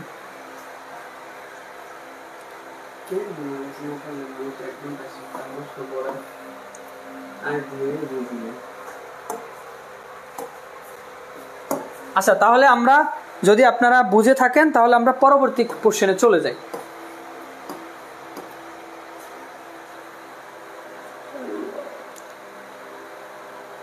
আপনারা কমেন্টে লিখতে থাকেন আপনাদের পড়া ক্লিয়ার কিনা। আমরা হচ্ছে পরবর্তী কোশ্চেনটা দেখি। পরবর্তী কোশ্চেনটা হচ্ছে ছত্রাকের দেহ প্রাচীর কি দ্বারা নির্মিত গঠিত। এখান থেকে আমরা ছত্রাকের সাথে উদ্ভিদের কোষ প্রাচীর সম্পর্কে একটু ধারণা নিয়ে রাখবো। ঠিক আছে, উদ্ভিদের কোষ প্রাচীর সম্পর্কে একটা ধারণা নিয়ে রাখবো। যারা যারা এটার অ্যান্সারটা পারেন অ্যান্সারটাকে দ্রুত করে ফেলেন যে ছত্রাকের দেহ প্রাচীর কি দ্বারা গঠিত। আপনি অ্যান্সার করলে যদি ভুল হয় সেক্ষেত্রে আপনার সব থেকে লাভ বেশি। কারণ কি, কারণ আপনি ওই ভুলটাকে মনে থাকবে আপনার যে আপনি কোথায় ভুল করছিলেন, তাহলে আপনার এটাকে সেরে উঠতে সহজ হবে। আপনি ভুল করেন, ভুল করলে কোনো প্রবলেম নাই, অ্যান্সার করতে থাকেন, আমাদের সাথে যুক্ত হয়ে অ্যান্সার করেন। কমেন্টে বলেন যে ছত্রাকের দেহ প্রাচীর কি দ্বারা গঠিত। অনেকে হচ্ছে অ্যান্সার করতেছে।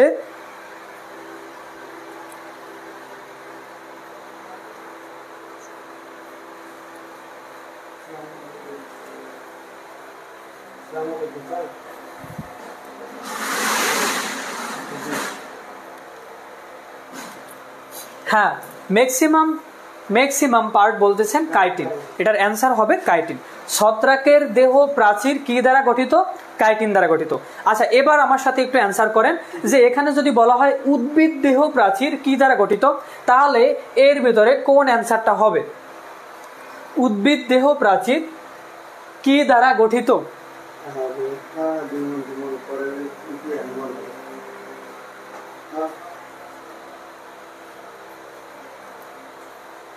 অ্যান্সার করেন উদ্ভিদ দেহ প্রাচীর কি দ্বারা গঠিত। হ্যাঁ, অনেকেই অ্যান্সার করতেছেন, ভালো লাগতেছে যে অ্যান্সার করতেছেন আপনারা। সেলুলোজ, হ্যাঁ অবশ্যই এটার অ্যান্সার হবে সেলুলোজ। কিন্তু এখানে একটা কথা আছে, পেকটিনও কিন্তু অ্যান্সার হয়, সুবেরিনও ক্যান্সার হয়, কিন্তু ম্যাক্সিমাম কে থাকে? একটা উদ্ভিদের প্রাচীর গঠনে, উদ্ভিদ কোষ প্রাচীর গঠনে সব থেকে বেশি মানে 40% পাওয়া যায় সেলুলোজ। 40% কি পাওয়া যায়?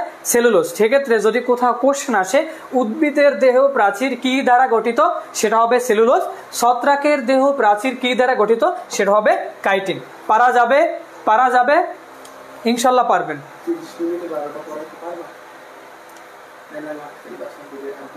সমস্যা নেই।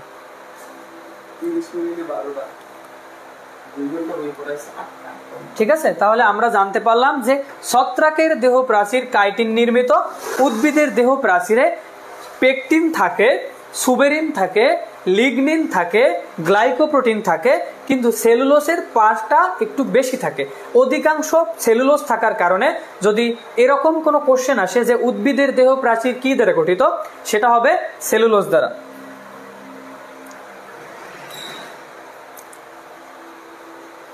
8 নাম্বার কোশ্চেন সবাই বুঝতে পারছেন কিনা?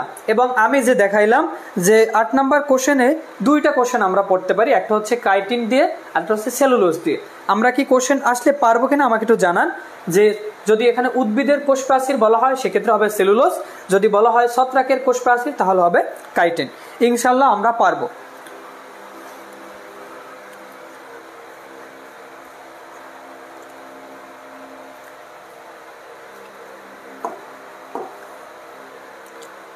ক্লিয়ার? মোস্তাফিজুর রহমান বলছেন ক্লিয়ার। নিপা ইসলাম ইনশাল্লাহ পারবো। হ্যাঁ অবশ্যই ইনশাল্লাহ আপনারা পারবেন, আপনারা পারলেই হচ্ছে আমাদের ভালো লাগবে। আরফান আহমেদ মেহেদি 8 নাম্বার ডান। হ্যাঁ সুন্দর, এইরকম রেসপন্স করলে হচ্ছে গিয়ে আমরা ক্লাসটাকে আগায় নিতে পারতেছি। এই যে 8 নাম্বার সবাই হচ্ছে গিয়ে মোটামুটি একটা ধারণা হয়ে গেছে। আচ্ছা, এবার আমরা হচ্ছে গিয়ে চলে যাব 9 নাম্বার কোশ্চেনে।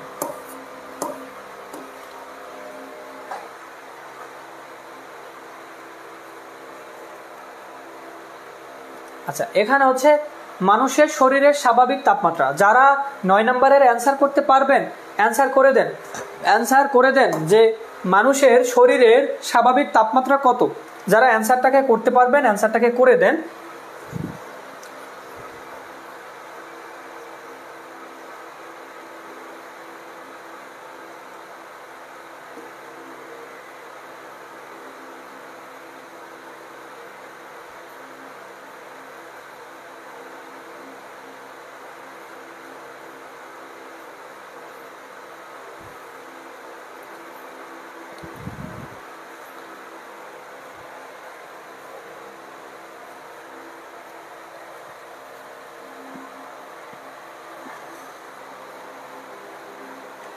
লিয়া গোমেজ, আপনার নামটা পড়ে দিলাম। লিয়া গোমেজ, এখন নিচে গিয়ে একটা অ্যান্সার করে দেন যে এটার অ্যান্সারটা কি হবে। জাকারিয়া হোসাইন বলছে এ, অ্যান্সার এ।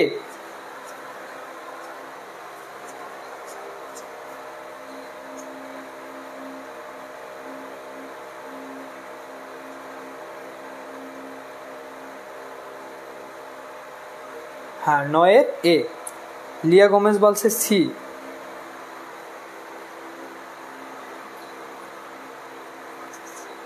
হ্যাঁ, অনেকেই হচ্ছে অ্যান্সার দিয়ে দিয়েছেন। এটা রাইট অ্যান্সার হচ্ছে ক, 98.4 ফারেনহাইট।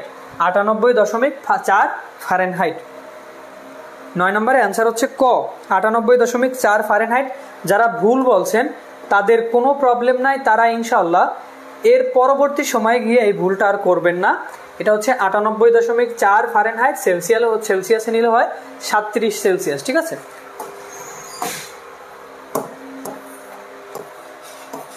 দশ নাম্বার কোশ্চেন হচ্ছে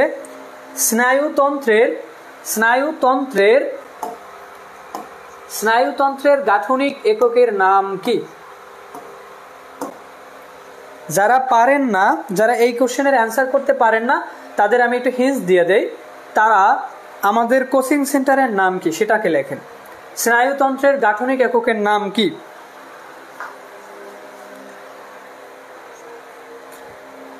মেহজাবিন মিশু অ্যান্সার করেছে এ, আদল হোসাইন অ্যান্সার করেছে এ, সুমাইয়া গাজী অ্যান্সার করেছে এ, ফেরদৌসি অ্যান্সার করেছে এ,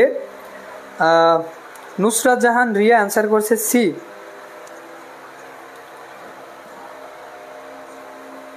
ভুল হতেই পারে, ভুল হলেই আপনি সঠিকটা জানতে পারবেন, কোনো সমস্যা নাই, অ্যান্সার করতে থাকুন। স্নায়ুতন্ত্র, এটা হচ্ছে আমরা স্নায়ুতন্ত্র বলতে আমরা বুঝি মস্তিষ্ক। আমাদের মস্তিষ্কর গঠনের গাঠনিক একক হচ্ছে নিউরন। আমাদের মস্তিষ্কের গঠনের গাঠনিক একক হচ্ছে নিউরন। অসংখ্য নিউরন মিলে স্নায়ুতন্ত্র গঠন হয় এবং সেটাকে আমরা মস্তিষ্ক নামে চিনি। তাহলে স্নায়ুতন্ত্রের গাঠনিক এককের নাম হচ্ছে নিউরন। স্নায়ুতন্ত্রের গঠনিক এককের নাম হচ্ছে নিউরন। আচ্ছা, তাহলে আমরা এখানে আর একটা অপশন খ, এটাকে আমরা একটু আইডেন্টিফাই করি যে নেফ্রন কার গাঠনিক একক, কোন অঙ্গের গঠনের গাঠনিক এককের নাম হচ্ছে নেফ্রন। আর দেখি কারা কারা এটার অ্যান্সার করতে পারেন যে নেফ্রন কার গাঠনিক একক। আমি জানি অনেকেই পারবেন। নেফ্রন কার গাঠনিক একক? আয়েশা সিদ্দিকা ভাইয়া আমারটা পড়েন। হ্যাঁ, অনেকেই অ্যান্সার করতেছেন যে নেফ্রন কার গাঠনিক একক।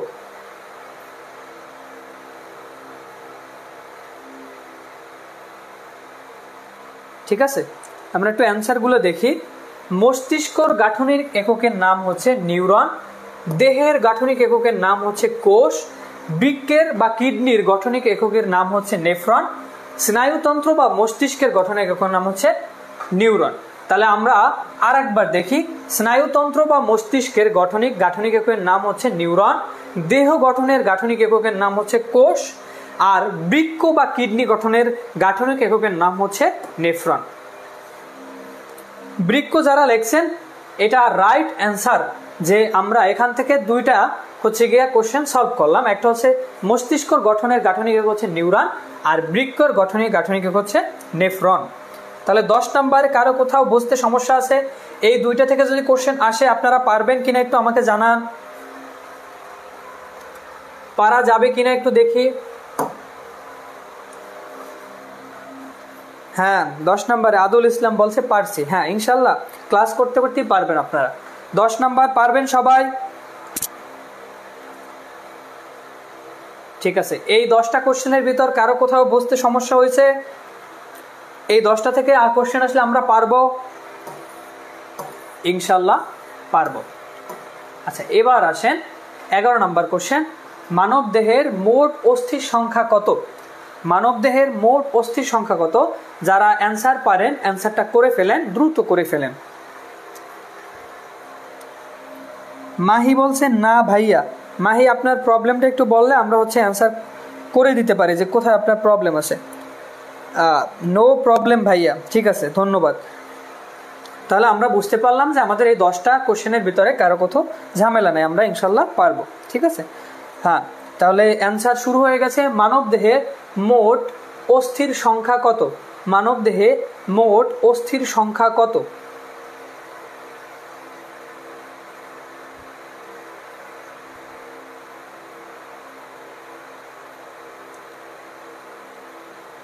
হ্যাঁ, অনেকেই অনেক ধরনের অ্যান্সার করতেছে, এ করতেছে, সি করতেছে, বি করতেছে। দেখি কাদের অ্যান্সার হয়ে যায়। ওমি হাসান বলছেন 206টি। হ্যাঁ, আমি বুঝি নাই ভাইয়া। মাহি বলছে যে কোনো প্রবলেম নাই, আমি বলছি যে ওনার বুঝতে কোনো প্রবলেম হয়েছে। ঠিক আছে, ধন্যবাদ মাহি। মানবদেহের মোট অস্থির সংখ্যা হচ্ছে 206টি। মানবদেহের মোট অস্থির সংখ্যা হচ্ছে 206টি। মানবদেহের মোট অস্থির সংখ্যা কত? 206টি। যারা 208 কিংবা 212 বলছেন তারা জেনে রাখেন যে মানবদেহে মোট অস্থির সংখ্যা হচ্ছে 206টি।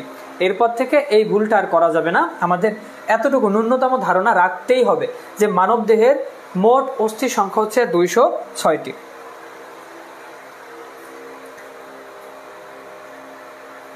আচ্ছা, এখানে আর দুটো ইনফরমেশন লিখে রাখেন। মানবদেহের 206টি অস্থির ভিতরে সবচেয়ে বড় অস্থির নাম কি? বলেন তো, সবচেয়ে বড় অস্থির নাম কি? কে কে পারেন একটু দেখি।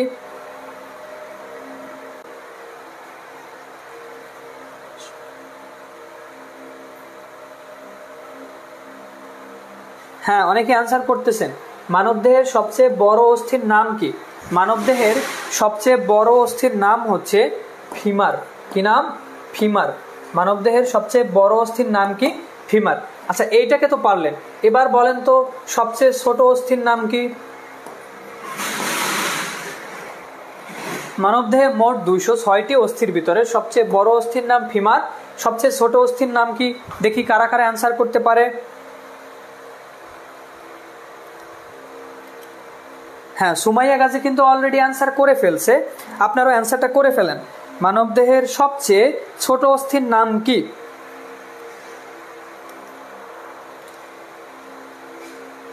হ্যাঁ, কাজল, মিসেস কাজল তিনি হচ্ছে গিয়া অ্যান্সার করছেন স্টেপিস। হ্যাঁ, জান্নাত অ্যান্সার করছে স্টেপিস। হ্যাঁ, সবচেয়ে ছোট অস্থির নাম হচ্ছে স্টেপিস। এটা মধ্যকর্ণে অর্থাৎ কানের মধ্য অবস্থান করে। এটা একটা কোমল নরম অস্থি বা তরুণ অস্থি। ঠিক আছে, তাহলে আমরা জানতে পারলাম মানবদেহের মোট অস্থির সংখ্যা 206টি। সবচেয়ে বড় অস্থির নাম ফিমার, সবচেয়ে ছোট অস্থির নাম স্টেপিস। সবচেয়ে ছোট অস্থির নাম কি? স্টেপিস। এটা কোথায় থাকে? মধ্যকর্ণে অর্থাৎ কানের ভিতরে যেই একটা তরুণ অস্থি বা নরম অস্থি, সেটার নাম হচ্ছে স্টেপিস। আপনাদের সাথে ক্লাস করে আজকে খুবই ভালো লাগলো, আপনারা খুবই সুন্দরভাবে রেসপন্স করেন এবং পড়াটাকে বুঝে নিচ্ছেন। এই আমি যা যা বলতেছি আপনারা দয়া করে যাদের সাথে নোট আছে নোট করে রাখবেন। এইগুলাই হচ্ছে এমসিকিউ। আপনি একটা এমসিকিউ সলভ করার সাথে অনেকগুলো এমসিকিউ করে ফেলতেছেন। ঠিক আছে, আমরা যদি 20টা এমসিকিউ সলভ করি সেক্ষেত্রে দেখবো লাস্টে গিয়ে যদি হিসাব করা হয় সেক্ষেত্রে দেখা যাবে আমাদের অনেকগুলো এমসিকিউ সলভ করা হয়ে গেছে। আচ্ছা, এইটার কোশ্চেনের অ্যান্সার আমি একটু আগে পড়াইছি, সবাই অ্যান্সার করবেন। যারা 105 জন আমাদের সাথে এখন যুক্ত আছে, 105টা কমেন্ট চাই যে এইটা লোহিত রক্তকণিকার আয়ুষ্কাল কত, এটার অ্যান্সারটা সবাই করতে হবে। একটু আগে আমরা পড়াইছি, দেখি লোহিত রক্তকণিকার আয়ুষ্কাল কত। সুন্দর, সবাই অ্যান্সার করতেছে।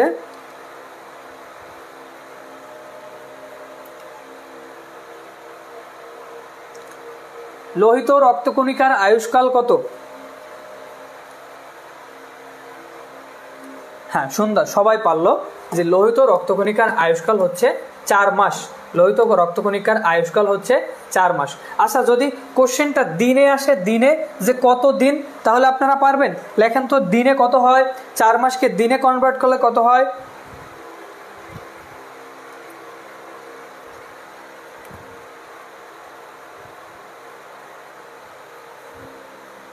4 মাসকে দিনে কনভার্ট করলে হয় 120 দিন।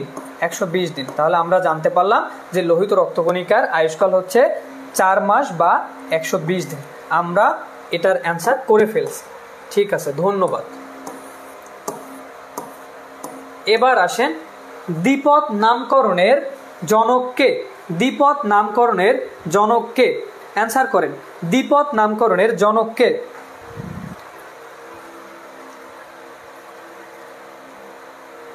দ্বিপদ নামকরণের 13 নম্বর, দ্বিপদ নামকরণের জনককে? নামকরণ বলতে আমরা কি বুঝি? নামকরণ বলতে, দ্বিপদ নামকরণ বলতে আমরা বুঝি যে এই পৃথিবীতে বিরাজমান প্রাণী, যে সংখ্যক প্রাণী আছে, এদেরকে নির্দিষ্ট ধর্ম অনুসারে, তাদের চারিত্রিক বৈশিষ্ট্য অনুসারে একটা শ্রেণীতে অবস্থান করানো হয় এবং সেখান থেকে তার ধর্ম বৈশিষ্ট্যের উপর, আচার আচরণের উপর ডিপেন্ড করে তাকে দুটি নামের মাধ্যমে হচ্ছে গিয়ে চিহ্নিত করা হয়। এটাকে বলা হয় দ্বিপদ নামকরণ, অর্থাৎ দুটি পদের নামের মাধ্যমে তাকে আইডেন্টিফাই করা হয়। এই নামের প্রবক্তা হচ্ছে বিজ্ঞানী ক্যারোলাস লিনিয়াস। বিজ্ঞানী ক্যারোলাস লিনিয়াস সর্বপ্রথম দ্বিপদ নামকরণ সম্পর্কে ধারণা দেন এবং তিনি হচ্ছে গিয়া দ্বিপদ নামকরণের জনক। দ্বিপদ নামকরণের জনক।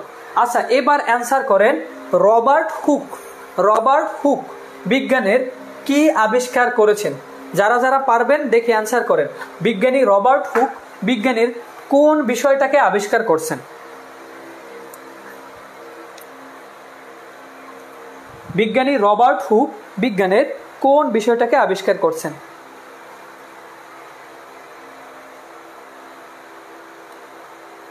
হ্যাঁ, অনেকেই হচ্ছে অ্যান্সারটা করে ফেলছেন যে বিজ্ঞানী রবার্ট হুক না, বিজ্ঞানী রবার্ট হুক লিমা।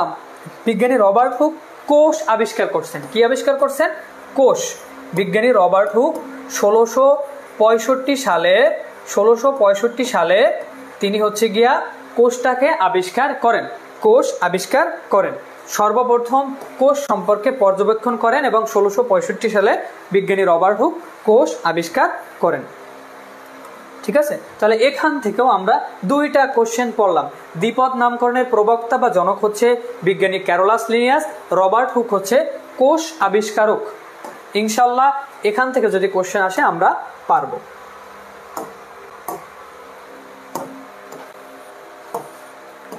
আচ্ছা, এইবার আসেন জীবাণু কে আবিষ্কার করলো?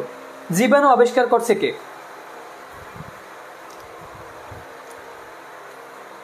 অ্যান্সার চাই দ্রুত। হ্যাঁ, একজন বলছেন শ্রেয়া হালদার, বলছেন রয়্যাল সোসাইটি অফ লন্ডন। তিনি 1665 সালে রবার্ট হুক ওই সংস্থায় কাজ করত এবং ওই সংস্থায় কাজ করাকালীন সময় তিনি হচ্ছে গিয়া কোষটাকে আবিষ্কার করছেন। দ্রুত কমেন্ট করেন, কমেন্ট করে জানান যে জীবাণুর আবিষ্কারক কে?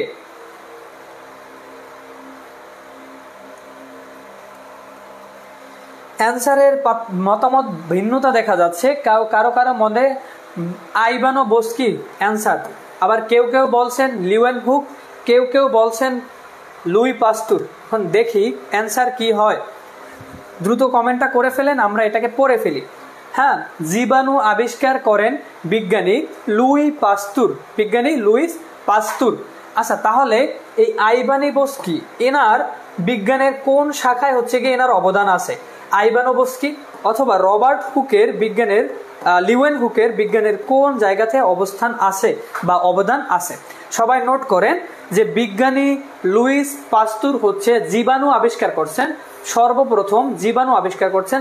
যদি স্পেসিফিক একদম নির্দিষ্ট করে বলা হয় কোন জীবাণু আবিষ্কার করছেন, কোন জীবাণু, সেটা হচ্ছে জলাতঙ্ক রোগের জীবাণু র্যাবিস ভাইরাসকে আবিষ্কার করছেন। জলাতঙ্ক রোগের জীবাণু র্যাবিস ভাইরাসকে লুইস পাস্তুর আবিষ্কার করছেন এবং সর্বপ্রথম জীবাণু সম্পর্কে উনি ধারণা দেন, এজন্য ওনাকে জীবাণুর আবিষ্কারক বলা হয়। আচ্ছা, এবার আসেন আইভানোভস্কি। এনাকে বলা হয় ভাইরাসের জনক। কি বলা হয়? ভাইরাসের জনক। যদি বলা হয় ভাইরাসের জনক কে? বিজ্ঞানী আইভানোভস্কি। সবাই আমার সাথে এটাকে লিখে নেন যে বিজ্ঞানী আইভানোভস্কিকে বলা হয় ভাইরাসের জনক। কি বলা হয়? ভাইরাসের জনক। আর লিওয়েন হুক হচ্ছে ব্যাকটেরিয়ার জনক। লিওয়েন হুক হচ্ছে ব্যাকটেরিয়ার জনক। তাহলে আমরা এখান থেকে মোট 3টা এমসিকিউ পড়ে ফেললাম। যদি কোশ্চেন হয় যে কোন বিজ্ঞানী ভাইকে ভাইরাসের জনক বলা হয়, ভাইরাসের জনক বলা হয় কাকে? বিজ্ঞানী আইভানোভস্কিকে, বিজ্ঞানী দিমিত্র আইভানোভস্কিকে। আর যদি বলা হয় জীবাণু আবিষ্কার করছেন কে? জীবাণু আবিষ্কার করছেন বিজ্ঞানী লুইস পাস্তুর। লুইস পাস্তুরের আবিষ্কৃত একটা জীবাণুর নাম কি? সেটা হচ্ছে র্যাবিস ভাইরাস, যেটার কারণে জলাতঙ্ক রোগটা হয়ে থাকে। আচ্ছা, এরপরে আসেন লিউয়েনহুকের বিজ্ঞানের অবদান কি? লিউয়েনহুকের অনেক অবদান আছে, অর্থাৎ লিউয়েনহুক কোষ যে গঠন হয়েছে, একদম কোষের যে সতেজ পার্টটা আছে, সজীব পার্টটা, সেটাকে আবিষ্কারের ক্ষেত্রেও লিউয়েনহুকের অবদান আছে। আবার লিউয়েনহুকের অবদান আছে ব্যাকটেরিয়ার আবিষ্কারের ক্ষেত্রেও। তার মানে ব্যাকটেরিয়ার জনক বলা হয় লিউয়েনহুককে, ভাইরাসের জনক বলা হয় আইভানোভস্কিকে, আর লুইস পাস্তুরকে বলা হয় জীবাণুর আবিষ্কারক। আশা করি এই তিনটা কোশ্চেন যদি আসে, আমরা তিনটার অ্যান্সার খুব সুন্দরভাবে দিয়ে আসতে পারবো।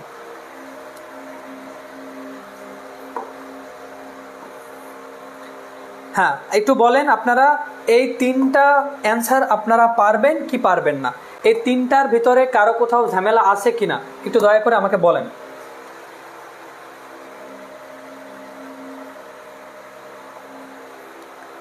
দ্রুত বলেন যে এই তিনটা, এই 14 নাম্বার এমসিকিউ থেকে আমরা তিনটা এমসিকিউ সলভ করলাম। লুইস পাস্তুর থেকে একটা, সে হচ্ছে জীবাণুর আবিষ্কারক, লিউয়েনহুক সে হচ্ছে ব্যাকটেরিয়ার আবিষ্কারক, আইভানোভস্কি সে হচ্ছে ভাইরাসের আবিষ্কারক। এই তিনটা আমরা পারবো কিনা? পারবো, প্রবলেম নাই, পারবো। আচ্ছা, তাহলে আমরা পরবর্তী কোশ্চেনে চলে যাই। আচ্ছা, এবার আসেন জৈব রসায়নাগার বলা হয় কাকে? জৈব রসায়নাগার বলা হয় কাকে? যারা পারেন একটু অ্যান্সার করেন। আপনাদের অ্যান্সার দেখেই হচ্ছে কি আমি এটার ব্যাখ্যাটা দিয়ে দেবো। হ্যাঁ, দ্রুত করেন অ্যান্সার, আমরা আর অল্প সময় ক্লাসটাকে কন্টিনিউ করব। যত দ্রুত সম্ভব কমেন্ট করতে থাকেন। জৈব রসায়নাগার বলা হয় কাকে? আপনি যদি ভুল করেন তবেই আপনি শিখতে পারবেন, সেক্ষেত্রে আপনি ভুল করেন, কোনো প্রবলেম নাই, অ্যান্সার করেন। জৈব রসায়নাগার বলা হয় কাকে?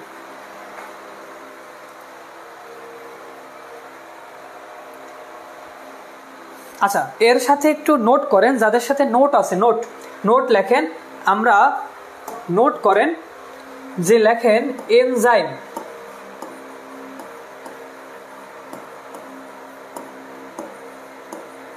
হরমোন, এনজাইম এবং হরমোন। হ্যাঁ, এনজাইম এবং হরমোন, এই দুইটা বিষয়ের মধ্যে পার্থক্যটা কি আমরা এই ফাঁকে একটু শিখে নেই, যে যা অ্যান্সার করতে থাকেন এবং এই ফাঁকে হচ্ছে আমরা এটা শিখে নেই। এনজাইমের কাজ হচ্ছে কোনো একটা জায়গায়, কোনো একটা মানবদেহ হোক, উদ্ভিদ দেহ হোক, কোনো একটা অবস্থানে, কোনো একটা দেহের ভিতরে রাসায়নিক কার্যক্রম চলতেছে। আপনি নর্মাল একটা কনসেপ্ট নেন, আপনি একটা কাজের জন্য, কাজটাকে করার জন্য কাজটা শুরু করছেন। এখন কাজটা করতে আপনার সময় লাগবে 2 ঘন্টা। আমি যদি একজন প্রভাবক হিসেবে, একটা মাধ্যম হিসেবে কাজটা করে দেই আপনার সাথে, তাহলে সময় লাগবে 30 মিনিট, মানে আধা ঘন্টা। তার মানে 1.5 ঘন্টা সময় শেষ। 1.5 ঘন্টা সময় আমার লাগতেছে না, আমার 2 ঘন্টার কাজটাকে আমি 30 মিনিটে শেষ করতে পারছি, দ্রুত থেকে দ্রুত সময়ের মধ্যে। তো এনজাইমের কাজ হচ্ছে কোনো দেহের ভিতরে বা কোষের ভিতরে যখন রাসায়নিক কার্যক্রম চলে, তখন সেই কাজটাকে দ্রুত থেকে দ্রুততর করা, এটাই হচ্ছে এনজাইমের কাজ। কার কাজ? এনজাইমের কাজ। আমরা এনজাইম সম্পর্কে কি ধারণা রাখবো? রাসায়নিক কার্যক্রমে সহায়তা করা বা একটা রাসায়নিক কার্যক্রমকে দ্রুত শেষ করার জন্য প্রভাবক হিসেবে কাজ করা, তাই হচ্ছে এনজাইমের কাজ। এরপর আসেন হরমোন। আমাদের মানবদেহ কিছু গ্রন্থি আছে, সেখান থেকে হরমোন নিঃসরণ হয় এবং হরমোন নিঃসরিত হয়ে বিভিন্ন কাজের প্রতি আমাদের উদ্দীপিত করে। আমি এই কাজটা করব, এই ইচ্ছাটাকে জাগানো হচ্ছে হরমোনের কাজ। কার কাজ? হরমোনের কাজ। কার কাজ? হরমোনের কাজ।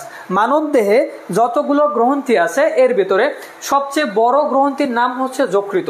সবচেয়ে বড় গ্রন্থির নাম কি? যকৃত। এই যকৃত থেকে অনেক ধরনের হরমোন নিঃসরণ হয় এবং এটার ভিতরে অনেক রাসায়নিক কার্যক্রম চলে এবং অনেক কার্যক্রম চলতে এই যকৃত হেল্প করে, সাহায্য করে। এজন্য জৈব রসায়নাগার বা মানবদেহের জৈব রসায়নাগার বলা হয় কাকে? যকৃতকে। কাকে বলা হয়? যকৃতকে। আমরা কি এনজাইম আর হরমোনের বিষয়টা বুঝতে পারছি? আমি আবারও বলি, কোনো একটা রাসায়নিক কার্যক্রম বা বিক্রিয়া আপনার শরীরে দেহের বিভিন্ন কোষে চলবে, তখন ওই কাজটাকে দ্রুত সময়ের মধ্যে কমপ্লিট করানো হচ্ছে এনজাইমের কাজ, এবং সেই কাজটায় উত্তেজিত করা, কাজটার প্রতি প্রভাবিত করা হচ্ছে হরমোনের কাজ। এবং এই হরমোন যেহেতু এই যকৃত নামক গ্রন্থি থেকে নিঃসরণ হয় অনেক হরমোন, এবং এটার মাধ্যমে অনেক রাসায়নিক কার্যক্রম চলে বা এটার ভিতরে, সেজন্য এটাকে বলা হয় ল্যাবরেটরি বা রসায়নাগার। এখন যদি কোশ্চেন আসে যে মানবদেহের ল্যাবরেটরি বলা হয় কোন অঙ্গকে? যকৃত। সবচেয়ে বড় গ্রন্থির নাম কি?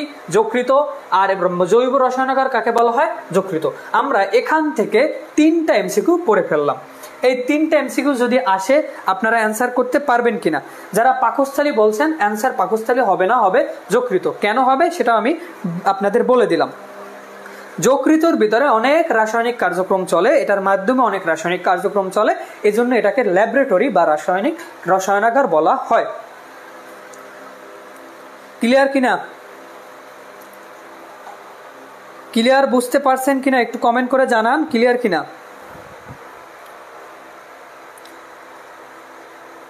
বায়োলজিক্যাল ল্যাবরেটরি, সুন্দর, ফেরদাউসি বলছে। হ্যাঁ, যারা অফলাইনে ক্লাস করছে তারা হচ্ছে এনজাইম হরমোন সম্পর্কে ধারণা নিয়েছে। জান্নাত আক্তার বলছেন এই কথা, সুন্দর। ক্লিয়ার? জি পারবো, একদম ক্লিয়ার। হ্যাঁ সুন্দর, একদম ক্লিয়ার হওয়াটাই চাই।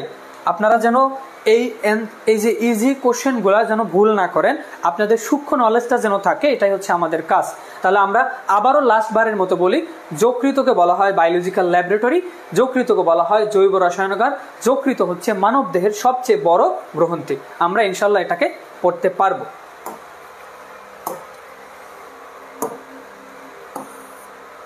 পরবর্তী কোশ্চেন,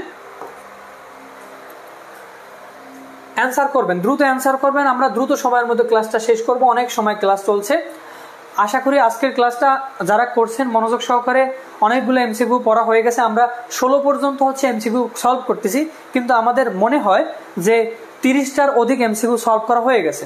সো আরও 3টা থেকে 4টা এমসিকিউ আমরা সলভ করবো। আপনারা দ্রুত আমাদের সাথে কমেন্ট করে হচ্ছে কি আমাদের জানান যে আপনারা বুঝতেছেন কিনা ক্লাসটা এবং কোশ্চেনের অ্যান্সারগুলো পারতেছেন কিনা। কোশ্চেনটা হচ্ছে, মানবদেহের পাম্প যন্ত্র হিসেবে কাজ করে নিচের কোনটি? মানবদেহের পাম্প যন্ত্র হিসেবে কাজ করে নিচের কোনটি?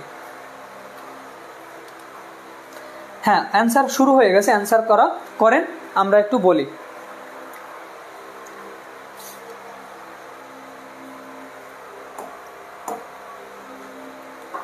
মানবদেহের পাম্প যন্ত্র হিসেবে কাজ করে কোনটি?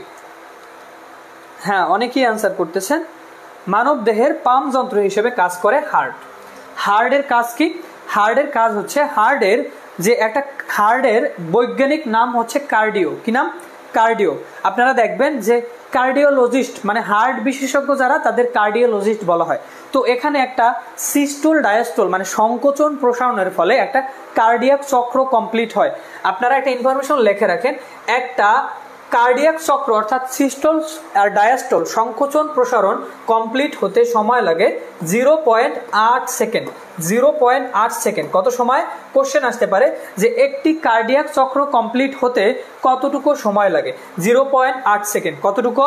0.8 সেকেন্ড সময়ের মধ্যে এখানে সংকোচন এবং প্রসারণ হয়। কেন সংকোচন প্রসারণ হয়? কারণ রক্ত এই হার্টের ভিতর দিয়া বের হয়ে মানব দেহের বিভিন্ন অঞ্চলে যাবে। এটা কিসের প্রভাবে যাবে?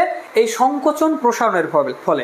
এবং এই জন্য এই হৃৎপিণ্ড বা হার্টের ভিতরে সংকোচন প্রসারণটা হওয়া খুবই স্বাভাবিক কাজ এবং এটা হতেই হবে। রক্তকে আমাদের দেহে পরিবহনের জন্য এই হার্টের ভিতরে সংকোচন প্রসারণ বা সিস্টোল ডায়াস্টোল সিস্টেমটা চালু থাকতেই হবে। যেহেতু এটার ভিতরে সংকোচন এবং প্রসারণ হয়, এই জন্য এটাকে বলা হয় পাম্প যন্ত্র, মানবদেহের পাম্প যন্ত্র। একটু অ্যান্সার করবেন যে একটা কার্ডিয়াক চক্র বা হৃৎপিণ্ডের একটা সিস্টোল এবং ডায়াস্টোল কমপ্লিট হতে কতটুকু সময় লাগে? আপনারা এইটুকু কমেন্টে জানান। 0.8 সেকেন্ড। কতটুকু সময় লাগে? 0.8 সেকেন্ড। তাহলে আমরা জানতে পারলাম যে এখানে 0.8 সেকেন্ডে এই হার্টটা একবার বিট করে, অর্থাৎ সিস্টোল সংকোচন এবং ডায়াস্টোল প্রসারিত হয়। এর ফলে রক্ত মানবদেহে প্রবাহিত হয় এবং যেহেতু এটা পাম্প যন্ত্রের মতো কাজ করে সেজন্য এটাকে মানবদেহের পাম্প যন্ত্র বলা হয়। কি বলা হয়? মানবদেহের পাম্প যন্ত্র। আপনারা খেয়াল করবেন, আপনারা হার্ট পড়ছেন, হার্ট মানে হচ্ছে হৃৎপিণ্ড। কোশ্চেনের এই কোশ্চেনটার এই অপশনটাই কিন্তু হৃৎপিণ্ড দেয়া থাকতে পারে, আমাকে বুঝে নিতে হবে হার্ট মানে হচ্ছে হৃৎপিণ্ড, ঠিক আছে। আর এটা হচ্ছে কার্ডিয়াক চক্র। একটা সিস্টোল ডায়াস্টোলের কমপ্লিট হওয়ার প্রসেসটাকে বলা হয় কার্ডিয়াক চক্র, যেখানে 0.8 সেকেন্ড সময় লাগে। আশা করি এখান থেকে যদি কোশ্চেন আসে আমরা খুব সুন্দরভাবে হচ্ছে গিয়ে অ্যান্সার করে দিয়ে আসতে পারবো, এটা আশা করা যায়। তাহলে আমরা পরবর্তী কোশ্চেনে যেতে পারি। হ্যাঁ, পরবর্তী কোশ্চেনে যেতে পারি। এই কোশ্চেনটা সবাই ক্লিয়ার? আচ্ছা, এবার আসেন, আমরা ফার্স্ট একদম প্রথম কোশ্চেনে পড়ছিলাম যে সার্বজনীন গৃহীতা রক্তের গ্রুপ কোনটি। আচ্ছা, এবার হচ্ছে দাতা কোনটি, এবার হচ্ছে সার্বজনীন গৃহীতা রক্তের গ্রুপ কোনটি। দ্রুত অ্যান্সার করেন, এটা নিয়ে আমরা বেশি সময় নষ্ট করব না।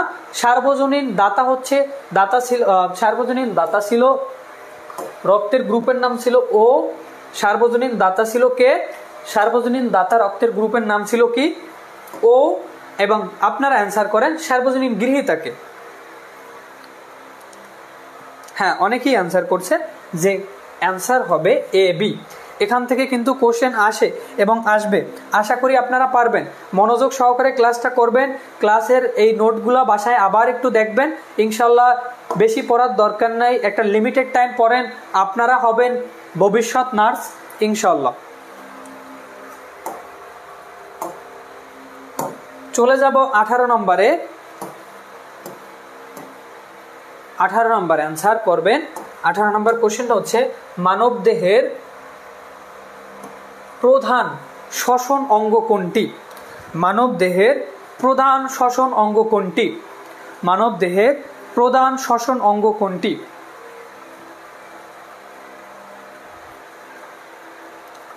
মানব দেহের প্রধান শ্বসন অঙ্গ কোনটি? অ্যান্সার করেন দ্রুত। জাকারিয়া হুসাইন, সুমাইয়া গাজী এরা খুব সুন্দর রেসপন্স করছে আজকের ক্লাসে। রেনুকা, তারপর হচ্ছে কাজল, ফেরদৌসি। আমাদের ফেরদৌসি খুবই ভালো মানুষ, খুবই ভালো স্টুডেন্ট, পড়ুয়া স্টুডেন্ট। তুমি পড়াশোনা করো, ইনশাল্লাহ তুমি ভালো কিছু করবে। মানব দেহের প্রধান শ্বসন অঙ্গ কোনটি? মানব দেহের প্রধান শ্বসন অঙ্গের নাম কি? ফুসফুস। মানব দেহের প্রধান শ্বসন অঙ্গের নাম কি? ফুসফুস। মানব দেহের প্রধান শ্বসন অঙ্গের নাম কি? ফুসফুস। হ্যাঁ, যারা অ্যান্সারটা করতে পারছেন থ্যাংক ইউ। মানবদেহের প্রধান শ্বসন অঙ্গের নাম হচ্ছে ফুসফুস। এইটা নিয়ে আমরা আর সামনে না আগাই, এখান থেকে বের হয়ে আমরা হচ্ছে 19 নম্বর কোশ্চেনে চলে যাই। এখানে দেখি এইটার অ্যান্সার কে কে পারেন। শ্বসনতন্ত্রের কোন অংশে স্বর উৎপন্ন হয়? আমরা যে কথা বলি কণ্ঠস্বর, এই স্বরটা শ্বসনতন্ত্রের কোন অংশে হচ্ছে গিয়া উৎপন্ন হয়? অ্যান্সার করেন 19 নম্বর। অল্প সময়ের ভিতরেই আমরা ক্লাসটা শেষ করব, দ্রুত সবাই অ্যান্সার করেন। ক্লাসটা আপনারা শেয়ার দিয়ে রাখতে পারেন আপনাদের টাইমলাইনে, পরবর্তী সময় আবার দেখে নেবেন। যারা এখনো ক্লাসটা করেনি, অসুস্থ কিংবা বিভিন্ন বিজনেসের কারণে ক্লাসটা করতে পারে নাই, তাদেরকে ক্লাসটা হচ্ছে গিয়ে শেয়ার করে দিয়ে তাদেরকে উপকার করেন, আমাদের সাথে থাকেন। আপনাদের নিউরন থেকে আপনাদের একেবারে যেই দিন হচ্ছে আপনাদের পরীক্ষা হবে তার আগ দিন পর্যন্ত আমরা ইনশাল্লাহ আপনাদের সাথে আছি, আপনাদের সকল সহযোগিতা করার জন্য আমরা প্রস্তুত। শ্বসনতন্ত্রের কোন অংশের স্বর উৎপন্ন হয়? অ্যান্সার করেন শ্বসনতন্ত্রের কোন অংশে স্বর উৎপন্ন হয়? অনেকে অ্যান্সার করছে ট্রাকিয়া। ট্রাকিয়া অ্যান্সার করছে ক, ট্রাকিয়া। হ্যাঁ হ্যাঁ, এইটা তো সবাই অ্যান্সার করতেছে ক।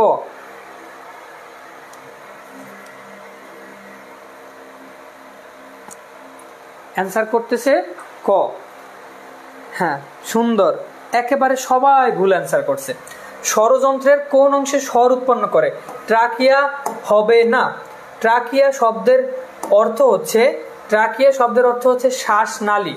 ট্রাকিয়া শব্দের অর্থ হচ্ছে শ্বাসনালী। ট্রাকিয়া মানে হচ্ছে শ্বাসনালী। হ্যাঁ, আর ল্যারিংস শব্দের অর্থ হচ্ছে স্বরযন্ত্র। স্বরযন্ত্র, ঠিক আছে, স্বর যেখান থেকে উৎপন্ন হয়, তার মানে এটার অ্যান্সার হবে ল্যারিংস। ঠিক আছে, এটার অ্যান্সার হবে কি? ল্যারিংস। ট্রাকিয়া মানে শ্বাসনালী।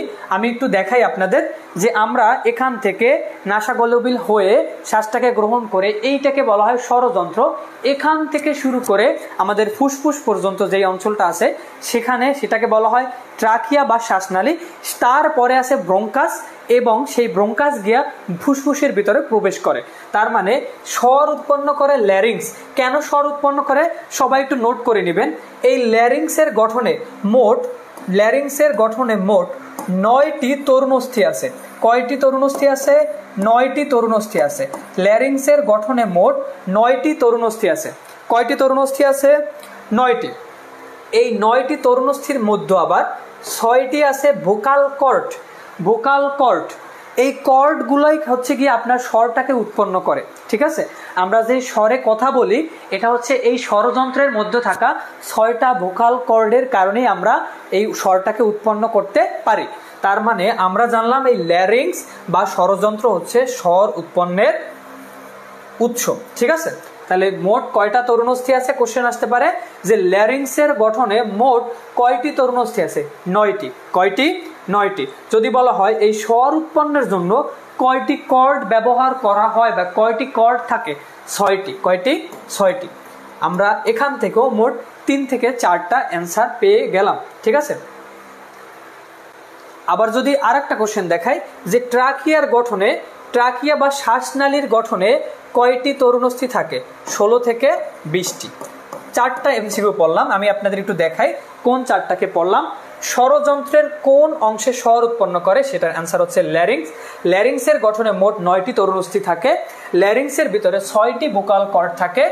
শ্বাসনালী বলা হয়, ট্রাকিয়াকে বলা হয় শ্বাসনালী, যেটা ল্যারিংসের পরে এবং ব্রঙ্কাসের উপরে মাঝখানে থাকে। সেটার গঠনে 16 থেকে 20টি তরুণস্থি পাওয়া যায়। 16 থেকে 20টি তরুণস্থি পাওয়া যায়। আচ্ছা, 2টা ইনফরমেশন আপনারা লিখে রাখেন। এই ল্যারিংসের গঠনে যে 9টি তরুণস্থি থাকে এর মধ্যে সবচেয়ে বড় তরুণস্থির নাম হচ্ছে থাইরয়েড। সবচেয়ে বড় তরুণস্থির নাম কি? থাইরয়েড। সবচেয়ে বড় তরুণস্থির নাম কি? থাইরয়েড। শ্বসনতন্ত্রের যেখানে স্বর উৎপন্ন হয় তার নাম ল্যারিংস বা স্বরযন্ত্র। এই স্বরযন্ত্র বা ল্যারিংস মোট 9টি তরুণস্থি দ্বারা তৈরি। এর ভিতরে সবচেয়ে বড় তরুণস্থির নাম হচ্ছে থাইরয়েড। 2 নম্বরে আপনাকে যেটা জানতে হবে, দেখি কারা কারা পারেন একটু অ্যান্সার করবেন। আমাদের এই শ্বাসনালী আর খাদ্যনালী একটা অভিন্ন পথে চলাচল করে, কিন্তু আমরা যখন শ্বাস নেই তখন আমরা খাবার গ্রহণ করি না, যখন খাবার গ্রহণ করি তখন শ্বাস নেই না, তখন শ্বাসনালীটাকে একটা তরুণস্থি দ্বারা ঢেকে দেওয়া হয়, একটা তরুণস্থি দ্বারা কাভার করা হয়। এটা এই স্বরযন্ত্রের যে 9টা তরুণস্থি আছে তার মধ্যে একটা। তাহলে অ্যান্সার করেন কোন তরুণস্থি দ্বারা খাবার গ্রহণের সময় শ্বাসনালীটাকে ঢেকে দেওয়া হয়? দেখি কেউ অ্যান্সার করতে পারেন কিনা, দেখি কেউ অ্যান্সার করতে পারেন কিনা যে কোন তরুণস্থির মাধ্যমে শ্বাসনালীটাকে খাদ্য গ্রহণের সময় ঢেকে দেওয়া হয়। হ্যাঁ, সুমাইয়া গাজী খুবই সুন্দরভাবে হচ্ছে গিয়ে অ্যান্সার করে দিয়েছে। কাজল অ্যান্সার করে দিয়েছে। হ্যাঁ, সুন্দর। ফিরদৌসী অ্যান্সার করে দিয়েছে, তার নাম হচ্ছে এপিগ্লোটিস। কোশ্চেন আসতে পারে যে শ্বাসনালীকে কোন তরুণস্থি ঢেকে রাখে? কি হবে? এপিগ্লোটিস। কোশ্চেন আসতে পারে স্বরযন্ত্র বা ল্যারিংসের গঠনের সবচেয়ে বড় তরুণস্থির নাম কি? সেটা হবে থাইরয়েড। যদি বলা হয় স্বরনস্থের গঠনে মোট কয়টি তরুণস্থি থাকে? সেটা হবে 9টা। যদি বলা হয় এখানে স্বর উৎপন্নের জন্য কয়টা ভোকাল কর্ড থাকে? সেটার আনসার হবে 6টা। যদি বলা হয় যে এই স্বরযন্ত্রের নিচে কি অবস্থান করে? ট্রাকিয়া বা শ্বাসনালী। ট্রাকিয়া বা শ্বাসনালী তৈরি হয় 16 থেকে 20টি তরুণস্থির মাধ্যমে। আশা করি এই পড়াটা সবাই সুন্দরভাবে বুঝতে পারছেন। যারা বুঝতে পারছেন দ্রুত কমেন্ট করে জানান যে আপনারা পড়াটাকে বুঝতে পারছেন। ডান লেখেন অথবা লেখেন ভাইয়া বুঝছি। আমি পরবর্তী কোশ্চেনে চলে যাব। এবং যারা হচ্ছে গিয়ে আজকের ক্লাসে হচ্ছে গিয়ে নতুন নতুন কিছু শব্দ শিখলেন, যেমন ল্যারিংস, ট্রাকিয়া, এপিগ্লোটিস, থাইরয়েড, এইগুলোকে সুন্দরভাবে ক্লাসটাকে প্রয়োজনে রিপিট করে আবার দেখে সেখান থেকে নোট করে নিয়ে পড়ে নেবেন। আমি বলে দেই এর বাইরে কোনো কোশ্চেন আসে না। আমরা যা পড়াবো এর বাইরে কোনো কোশ্চেন আসবে না। আমরা এখানে 19টা কোশ্চেন সলভ করছি। আমার মনে হয় ইতিমধ্যে আমরা 30টার অধিক কোশ্চেন পেয়ে গেছি। ঠিক আছে,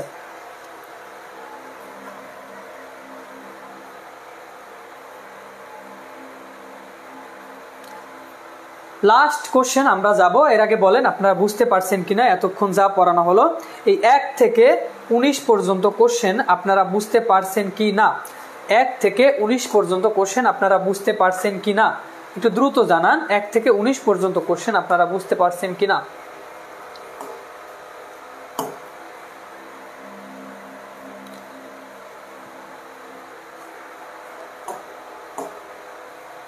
হ্যাঁ জি ভাইয়া, ডান, সুন্দর সুন্দর, ক্লিয়ার। আচ্ছা তাহলে হচ্ছে কি আমরা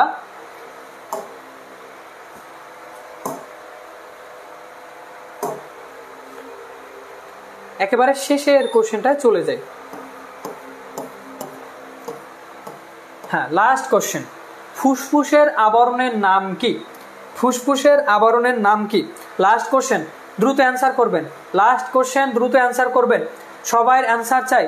ফুসফুসের আবরণের নাম কি? যদি ভুল করেন তবেই শিখতে পারবেন, ভুল করলে কোনো আপত্তি নাই। সবাই অ্যান্সার করেন, ফুসফুসের আবরণের নাম কি? ফুসফুসের আবরণের নাম কি?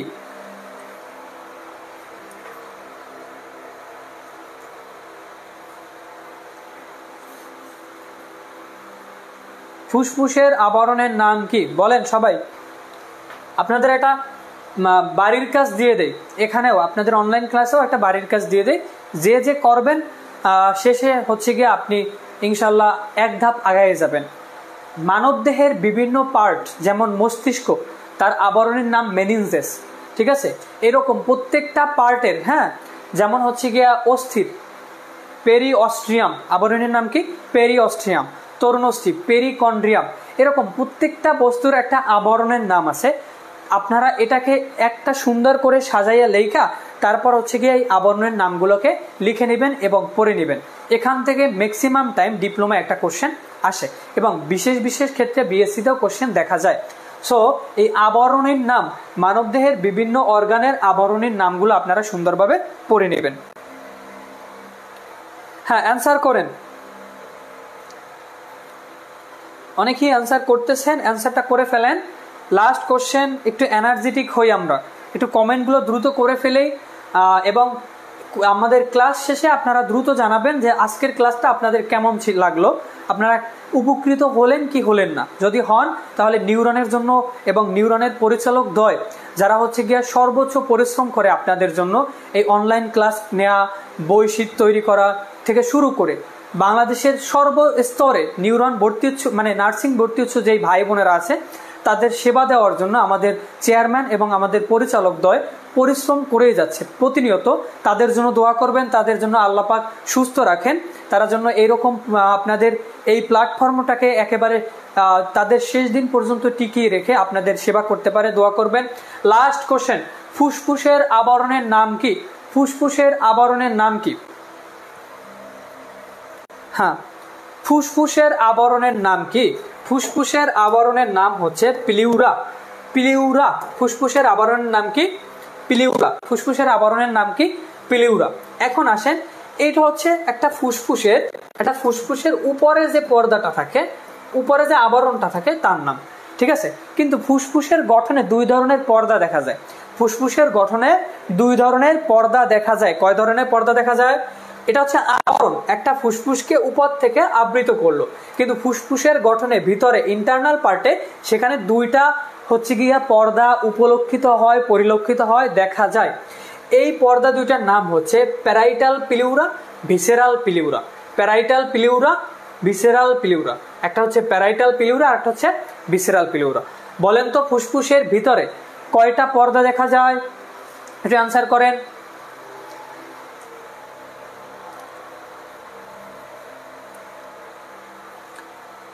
দুইটা পর্দা দেখা যায়। বাহিরের পর্দাটাকে বলা হয় প্যারাইটাল প্লিউরা। বাহিরের পর্দাটাকে বলা হয় কি? Parietal pleura. ফুসফুসের আবরণটাকে বলা হয় প্লিউরা।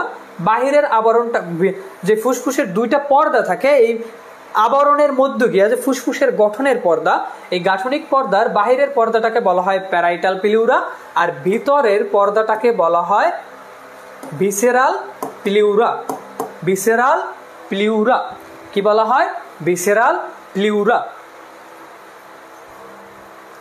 আচ্ছা, এইটার সম্পর্কে আমরা একটু ধারণা নিয়ে রাখি। সেরাস ফ্লুইড কি? হ্যাঁ, সেরাস ফ্লুইড কি? সেরাস ফ্লুইড হচ্ছে যে আমরা জানি ফুসফুসের ভিতরে এরকম কিছু বস্তু থাকে, অ্যালভিউলাস, ফুসফুসের গাঠনিক একক। নোট করে নিতে পারেন, ফুসফুসের গঠনের গাঠনিক এককের নাম হচ্ছে অ্যালভিউলাস। এই অ্যালভিউলাসের ভিতরে অক্সিজেন জমা থাকে। কি জমা থাকে? অক্সিজেন। আবার ক্ষেত্র বিশেষ কার্বন ডাইঅক্সাইড জমা থাকে। অর্থাৎ যখন আমরা প্রশ্বাস নেই তখন এই অক্সিজেন গিয়া সেখানে জমা হয়, যখন আমরা নিঃশ্বাস ফেলি তখন এই কার্বন ডাইঅক্সাইড জমা থাকে ওখানে, সেই জমাকৃত কার্বন ডাইঅক্সাইডকে আমরা ছেড়ে দিই। কিন্তু এই ট্রান্সফার করার মধ্যে, স্থানান্তর করার মধ্যে যখন আমরা অক্সিজেনটাকে গ্রহণ করি, কার্বন ডাইঅক্সাইডটাকে ছেড়ে দেই, সেই মুহূর্তে কিন্তু একটা মোমেন্ট আসে যেখানে এই অ্যালভিউলাস বায়ুপূর্ণ জায়গাটা চুপসে যাওয়ার কথা, এরকম চুপসে যাওয়ার কথা। ঠিক আছে, যেই বায়ুপূর্ণ অ্যালভিউলাসটাকে যখন বায়ুটাকে ট্রান্সফার করা হয় তখন চুপসে যেতে দেয় না সেরাস ফ্লুইড। এটা একটা তরল পদার্থ, পিচ্ছল তরল পদার্থ, যার কাজ হচ্ছে এই অ্যালভিউলাসকে চুপসে যাওয়া থেকে বিরত রাখা বা বাধা দেয়া। ঠিক আছে, তাহলে আমরা এই চারটে অপশন সম্পর্কে ধারণা নিলাম যে একেবারে ফুসফুসের আবরণের নাম হচ্ছে প্লিউরা, ফুসফুসের বাইরের আবরণের নাম হচ্ছে, বাইরের পর্দার নাম হচ্ছে প্যারাইটাল প্লিউরা, ভিতরের পর্দার নাম হচ্ছে ভিসেরাল প্লিউরা, ফুসফুসের গাঠনিক এককের নাম হচ্ছে অ্যালভিউলাস। ফুসফুসের গাঠনিক এককের নামটা একটু সবাই বলেন কমেন্টে। ফুসফুসের গাঠনিক এককের নাম হচ্ছে অ্যালভিউলাস। কি নাম? হ্যাঁ, অ্যালভিউলাস। যারা পারেন না তারাও একটু লেখেন, আমার পড়া শুনে শুনে লেখেন যে অ্যালভিউলাস।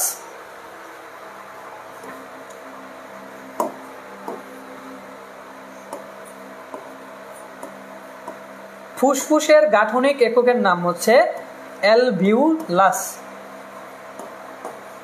হ্যাঁ, অ্যালভিউলাস, ফুসফুসের গাঠনিক এককের নাম হচ্ছে অ্যালভিউলাস। এই অ্যালভিউলাস ফুসফুসের আমরা যে শ্বাসটাকে গ্রহণ করি সেখান থেকে, এটা হচ্ছে বায়ুপূর্ণ জায়গা, এখানে ম্যাক্সিমাম টাইম অক্সিজেন জমা থাকে এবং কিছু কিছু সময় কার্বন ডাইঅক্সাইড জমা হয় এবং এটাকে নিঃশ্বাসের মাধ্যমে দেহ থেকে বাইরে বের করে দেওয়া হয়। এবং যখন এই অক্সিজেন এবং কার্বন ডাইঅক্সাইডের ট্রান্সফার হয় তখন এই অ্যালভিউলাস বায়ুপূর্ণ গোলাকৃতির জায়গাটা যাতে চুপসে না যায় সেক্ষেত্রে একটা তরল পিচ্ছল পদার্থ কাজ করে, তার নাম হচ্ছে সেরাস ফ্লুইড। ঠিক আছে, সেরাস ফ্লুইড। আজকের ক্লাস এই পর্যন্তই। আশা করি আমরা অনেক কিছু পড়তে পারলাম। ঠিক আছে, আমরা অনেক কিছু জানতে পারলাম। যারা নোট করছেন এবং যারা নোট করতে পারেননি, যারা অসুস্থতা কিংবা ব্যস্ততার কারণে ক্লাসটা করতে পারেননি, অবশ্যই ক্লাসটা করে দিবেন। এবং যারা হচ্ছে গিয়ে আপনাদের জানেন আপনার বন্ধু অসুস্থ আছে, ক্লাসটা করতে পারেনি, তাকে এই ক্লাসটা দিয়ে হচ্ছে গিয়া উপকারিত করবেন। অনয় সরকার, কেমন আছো তুমি? অনয় সরকার আমাদের খুবই আমার প্রিয় ছাত্র ভাইয়া, মানে সায়েন্স লাভ চল। হ্যাঁ, সুন্দর, থ্যাংক ইউ অনয়। আল্লাহ হাফেজ, সবাই ভালো থাকবেন, সকলের সুস্থতা দীর্ঘায়ু কামনা করি এবং সফলতা কামনা করি। আপনাদের সাথে আবারও দেখা হবে। সবাই বাসায় পড়াশোনা করবেন।